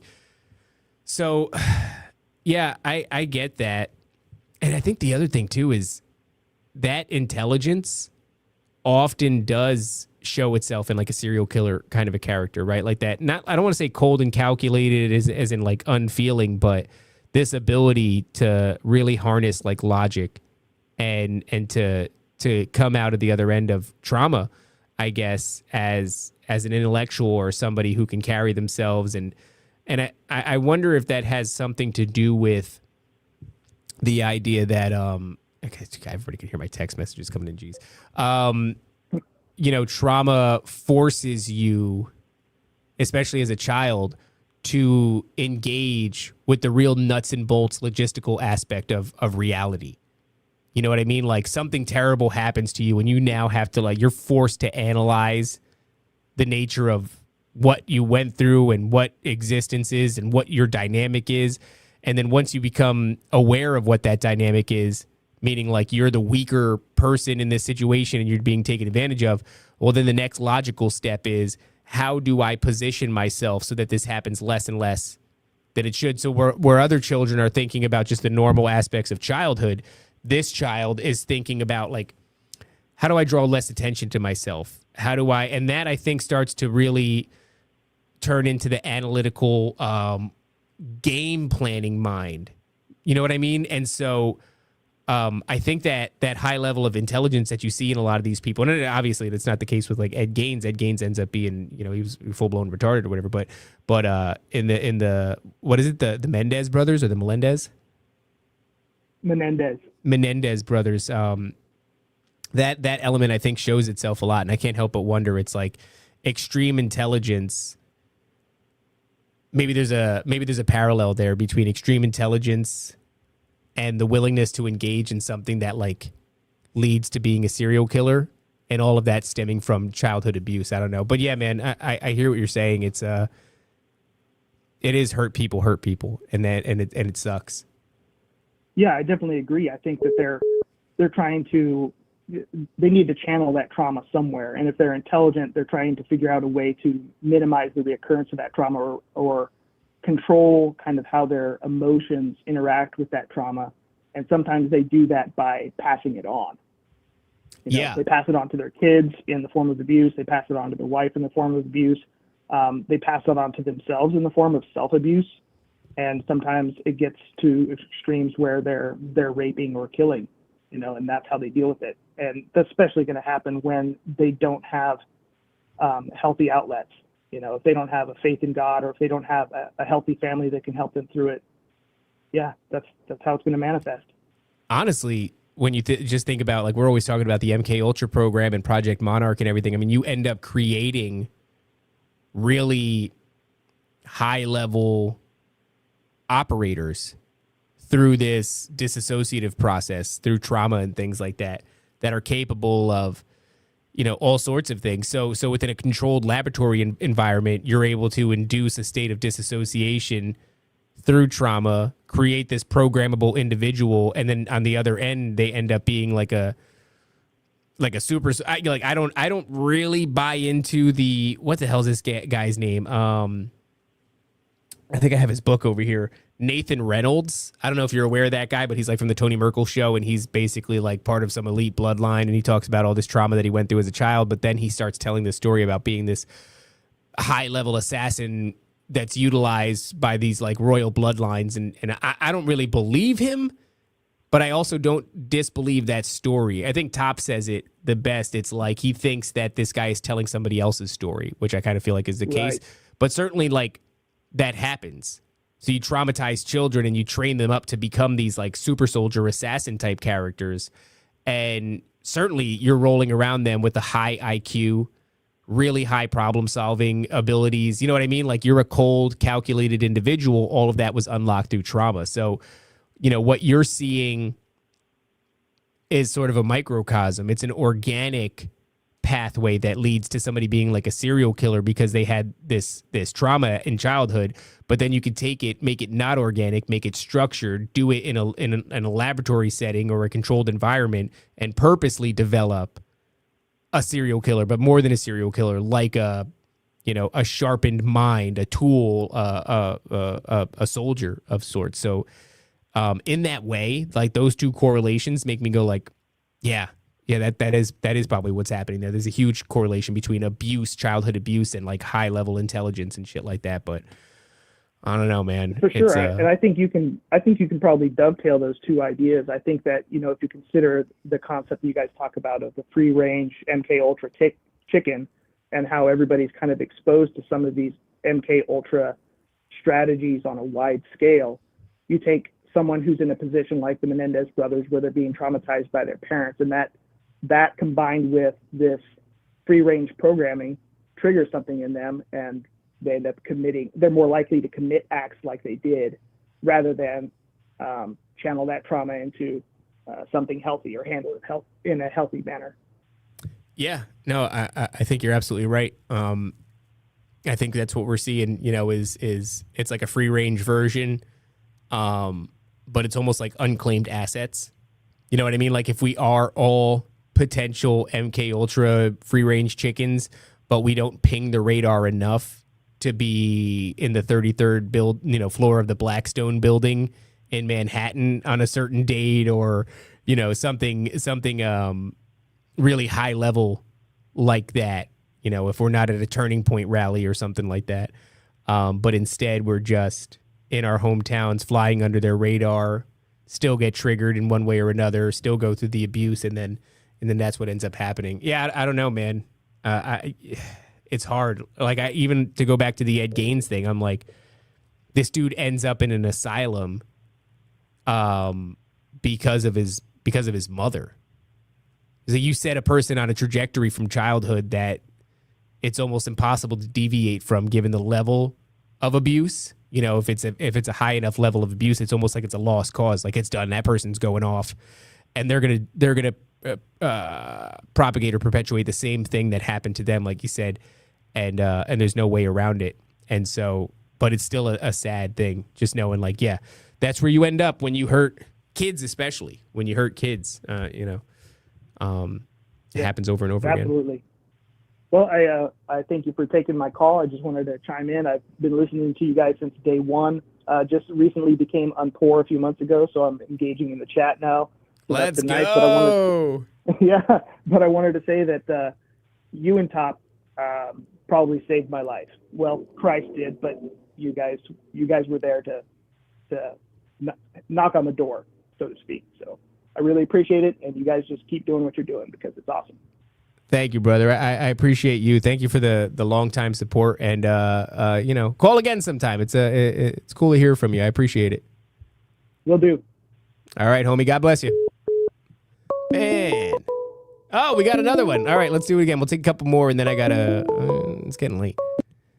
Thank you for calling the Raven. What's your name? Who you from? Where you from? Who are you? You owe me cat food. What are you doing, Nancy?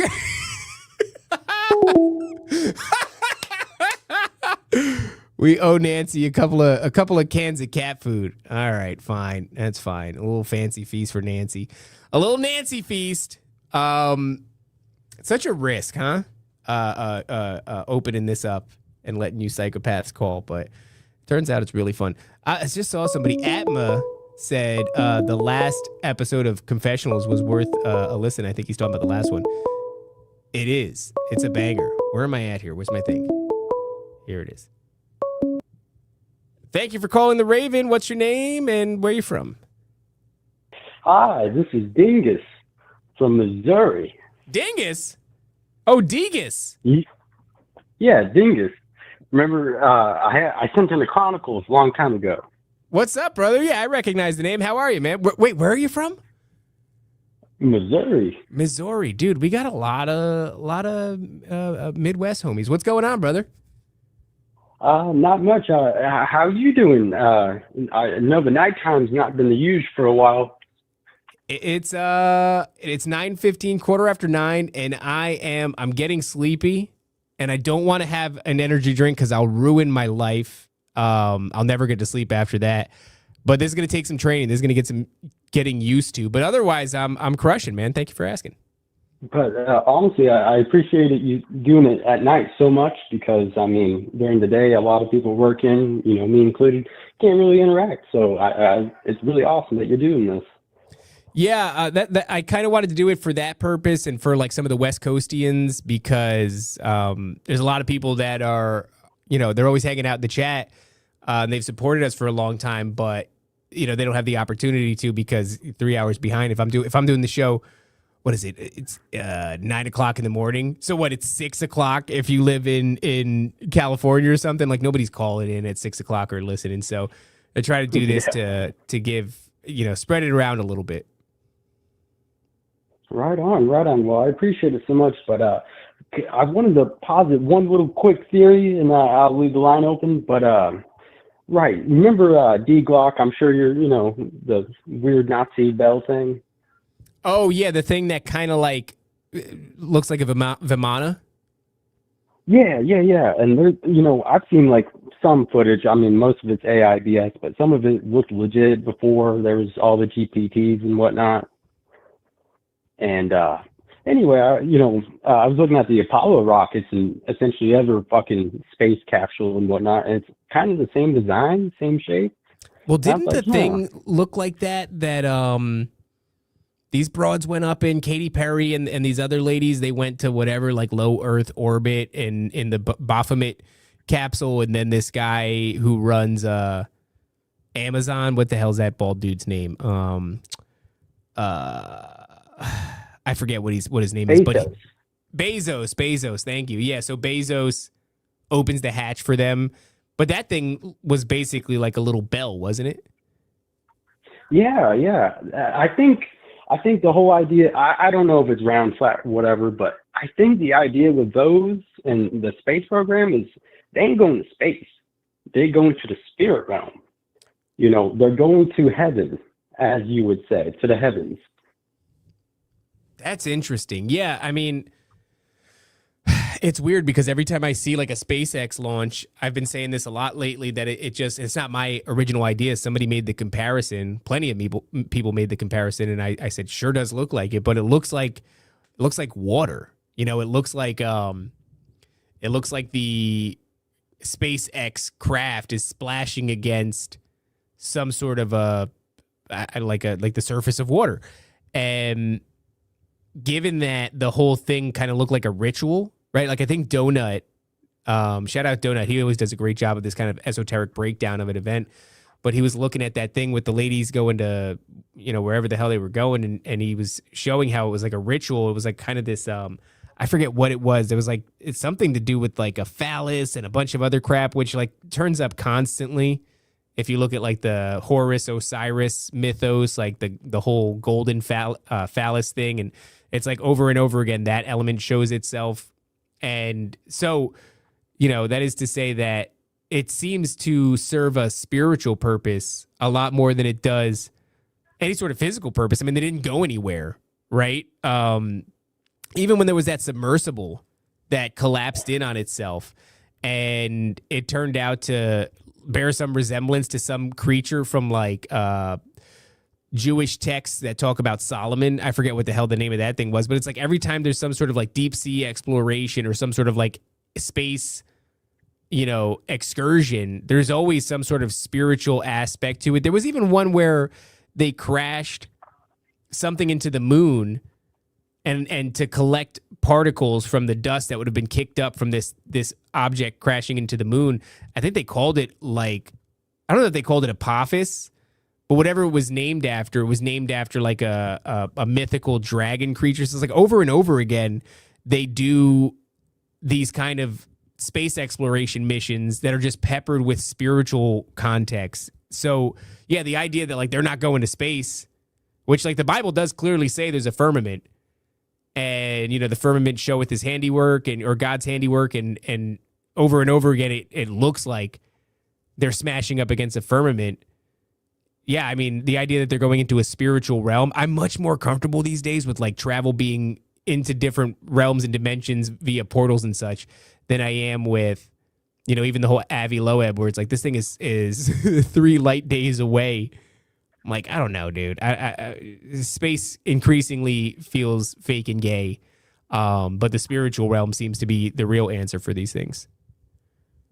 Right. Because I used to be very fond of NASA and space exploration and all of that. And I really bought into roundness a lot, but I'm like really starting to doubt it now. And I'm like, what?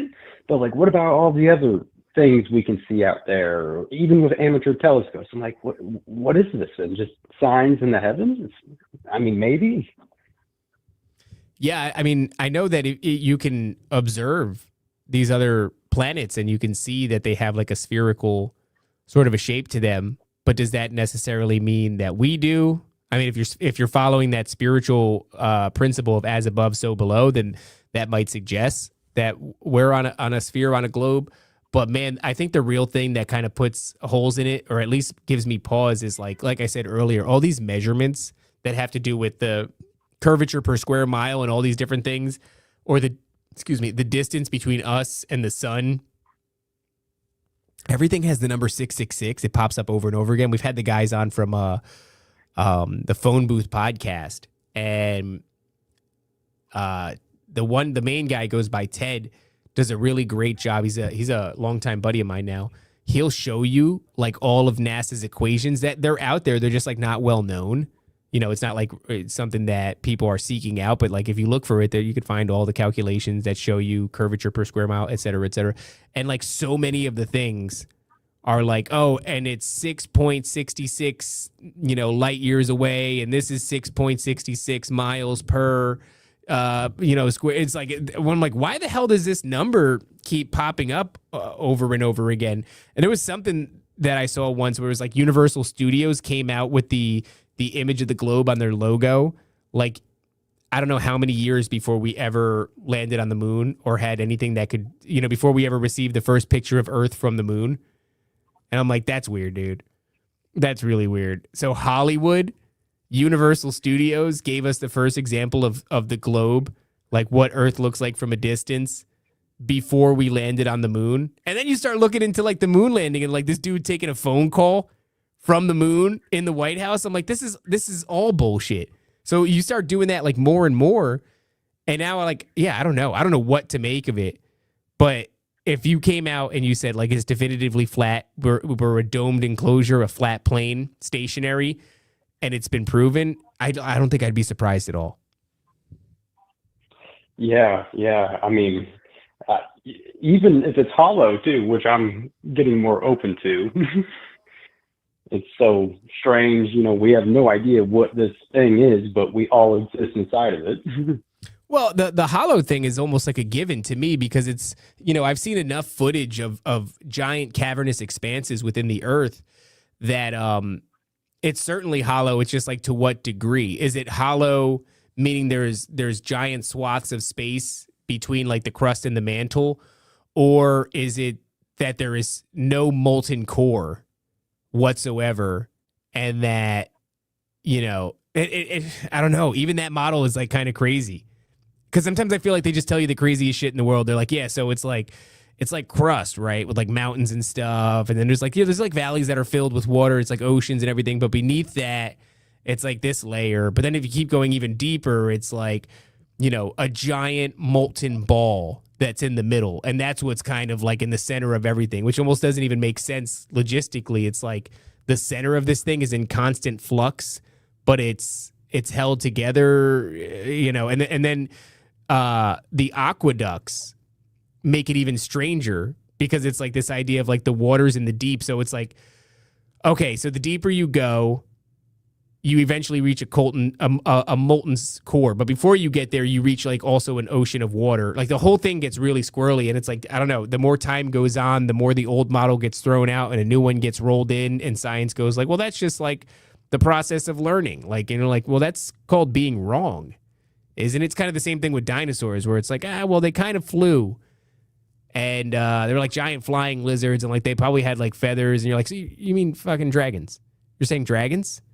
Because you said dragons didn't exist, but now you're saying they do exist, but they're not dragons. Like they just didn't breathe fire. And then I feel like 5 years from now, they're going to be like, well, some of them breathe fire, but that doesn't make them a dragon. It's actually really fascinating the way they breathe fire. Get a load of this. There's a biological aspect where they were allowed. And it's like, so it's like, just give science enough time. It's going to completely throw out the old model that it has. And it's just going to become stranger and stranger and closer to what like people kind of would call fiction right now anyway.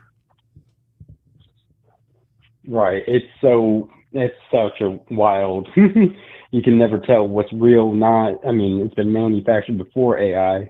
But I had one last little question for you, and then I'm going to be done. But, you know, what do you think about video games? Bad, good, you know? I mean, I like video games. I'll play sometimes still to this day. I think there's something in like early childhood development with like hand-eye coordination, problem solving, puzzles and things like that. I think certain skills in video games do translate to real life. For example, like before I ever knew how to drive a car, I knew how to drive because of video games, because they got the physics and everything down to such an extent that it was a good scaffolding upon which to build my, ideas of how to drive. So then when I ended up finally getting behind the wheel, I said, oh shit, this is like really similar. And then you look at training programs that are deployed by the military or any of these simulators like Farming Simulator or this simulator or that simulator.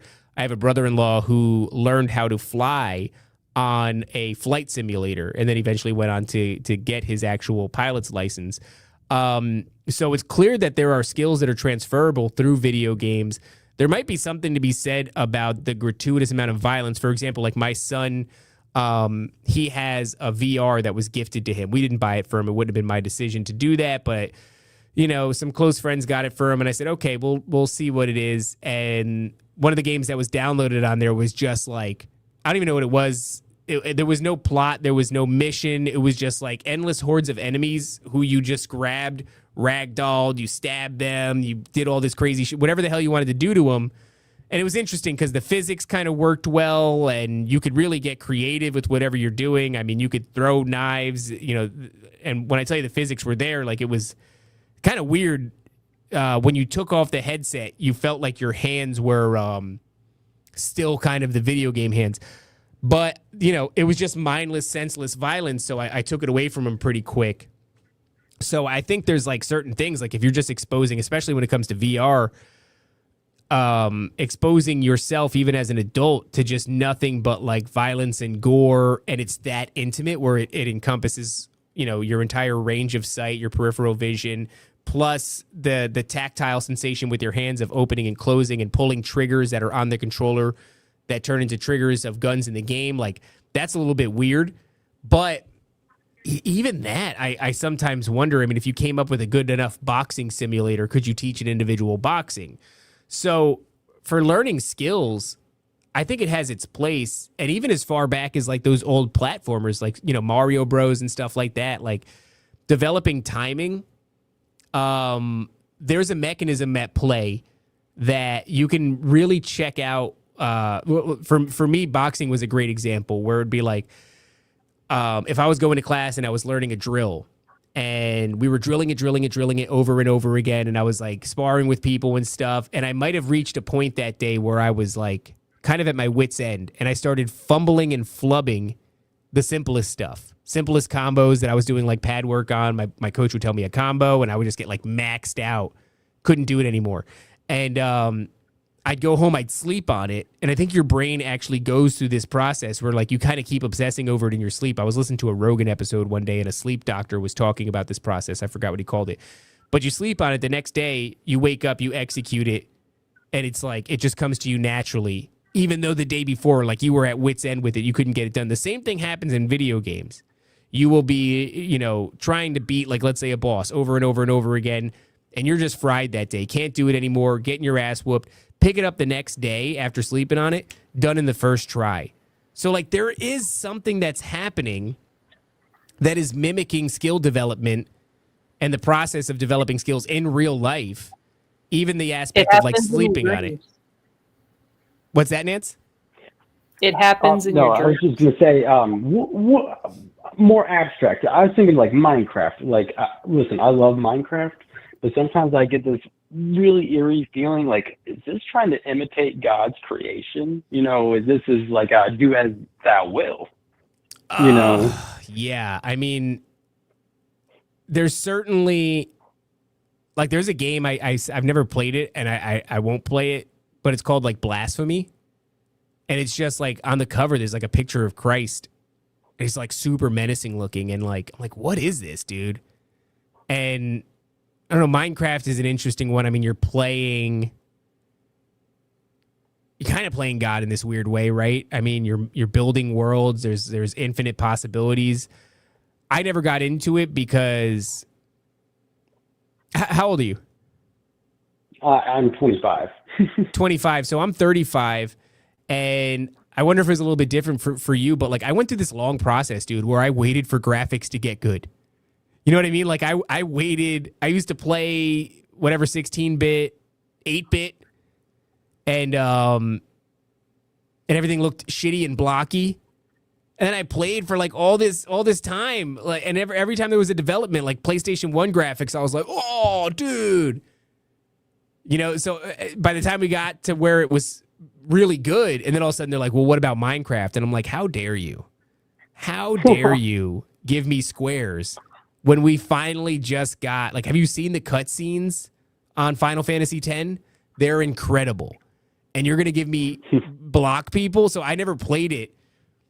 I think there's something there, like it's a really creative game, and I get the ways in which it's actually like kind of beautiful, but like, man, I don't know, the idea of playing God, it's weird to me because I mean, it's like you make it what you want to make it, right? But part of me feels like, is that like the liberty, too much freedom? But then I see other people building churches, and I'm like, is it just a waste of time? Idle hands at the devil's workshop kind of deal. Dude, I don't know. The chat is split. A lot of people are like, I don't give a shit about graphics. I mean, look, to your point, I have seen people build like cathedrals because there's really no limit on scale, right? In Minecraft, like there's no limit on scale. You could make a thing as big really as you want. There's no limits on that. Well, I guess there is some limits. Like you can go super far and I forget, like reach the edges of a thing. My son was trying to show me it. But I don't know, the philosophical angle of it is something to really contemplate. But as far as like the functional, architectural building aspect of it, there really is something there. There's not another game in which you could build a cathedral. And I wonder, I mean, people talk about engaging on Twitter and it's all this slop, right? And it's like, but if you're there and you're gaining ground for the kingdom of heaven, like, I don't know, if you're bringing people to Christ on Twitter, like, is that a loss? So what if you're doing something in Minecraft or like you're building cathedrals? Like, I don't know. I've never really played the game, but it's one of those that has like such a freedom of expression. It's like the nature of it that you could feasibly do whatever. So I wonder, like somewhere out there, somebody's on Minecraft praising God, no? Yeah, for sure. But I suppose I'll let you get to some more things, but I appreciate everything you do. You guys crush. My only one thing I would ever ask is don't sell out, guys. I don't know what it means, but don't do it.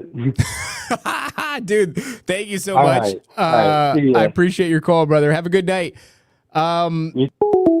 Don't sell out is a funny thing. All right, guys, look, we're closing the lines. I'm sorry if you wanted to call.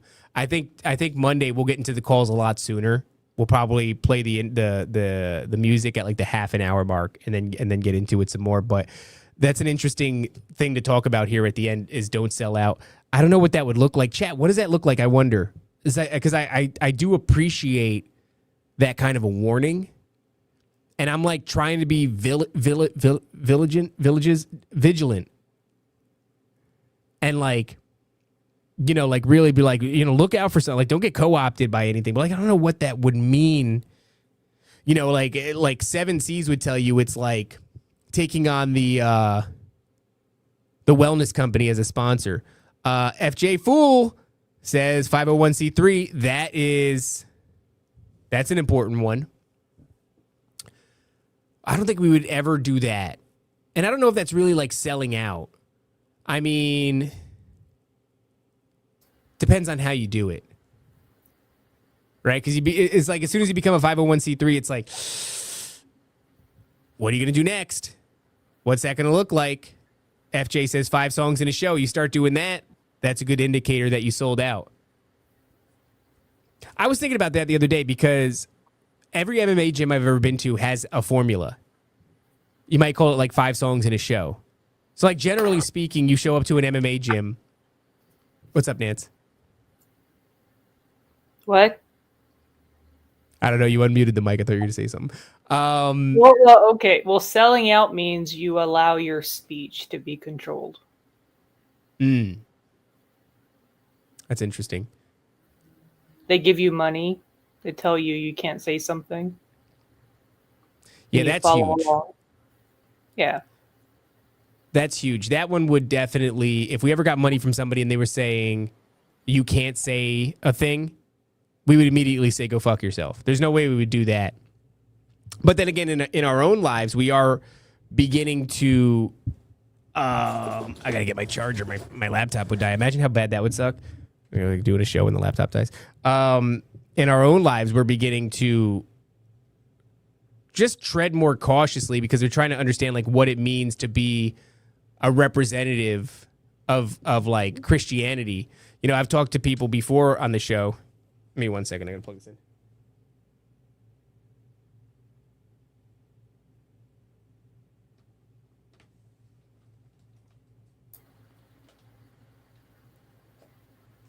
where I've said that, one of my big bummers with Clint and the falling out was like Clint was really on this path where it seemed like he was going to come to Christ. And No. You don't think so? No. Well, I thought so. And what I didn't like was the idea that we were ever to be representatives of Christianity in his eyes, and that he would have been moved away from developing a relationship with Christ because he had disdain for us. And so that was one of the first times where I was like, oh, that's interesting. Like, did I just push somebody away from God? And would God be pumped about that? And I don't think I did anything wrong in that whole situation. It was like, everybody knows how the thing went down. If you don't, it's not really worth rehashing. But it was still something that I thought about. But anybody who would come along and try to pull us in a different direction that wasn't an organic development, they can kick rocks. I wouldn't be into that. But yeah, I mean, even with sponsors,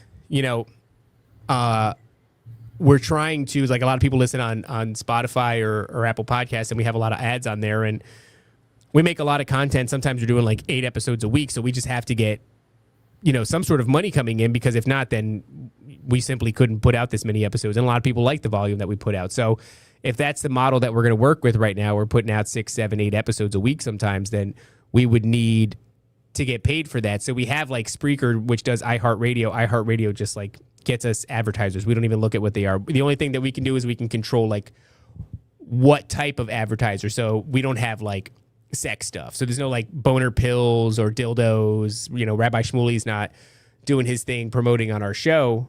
But one day what we would like to do is just have like local people, like people that we actually know, and we have a working relationship with them, and we do sponsorships through them.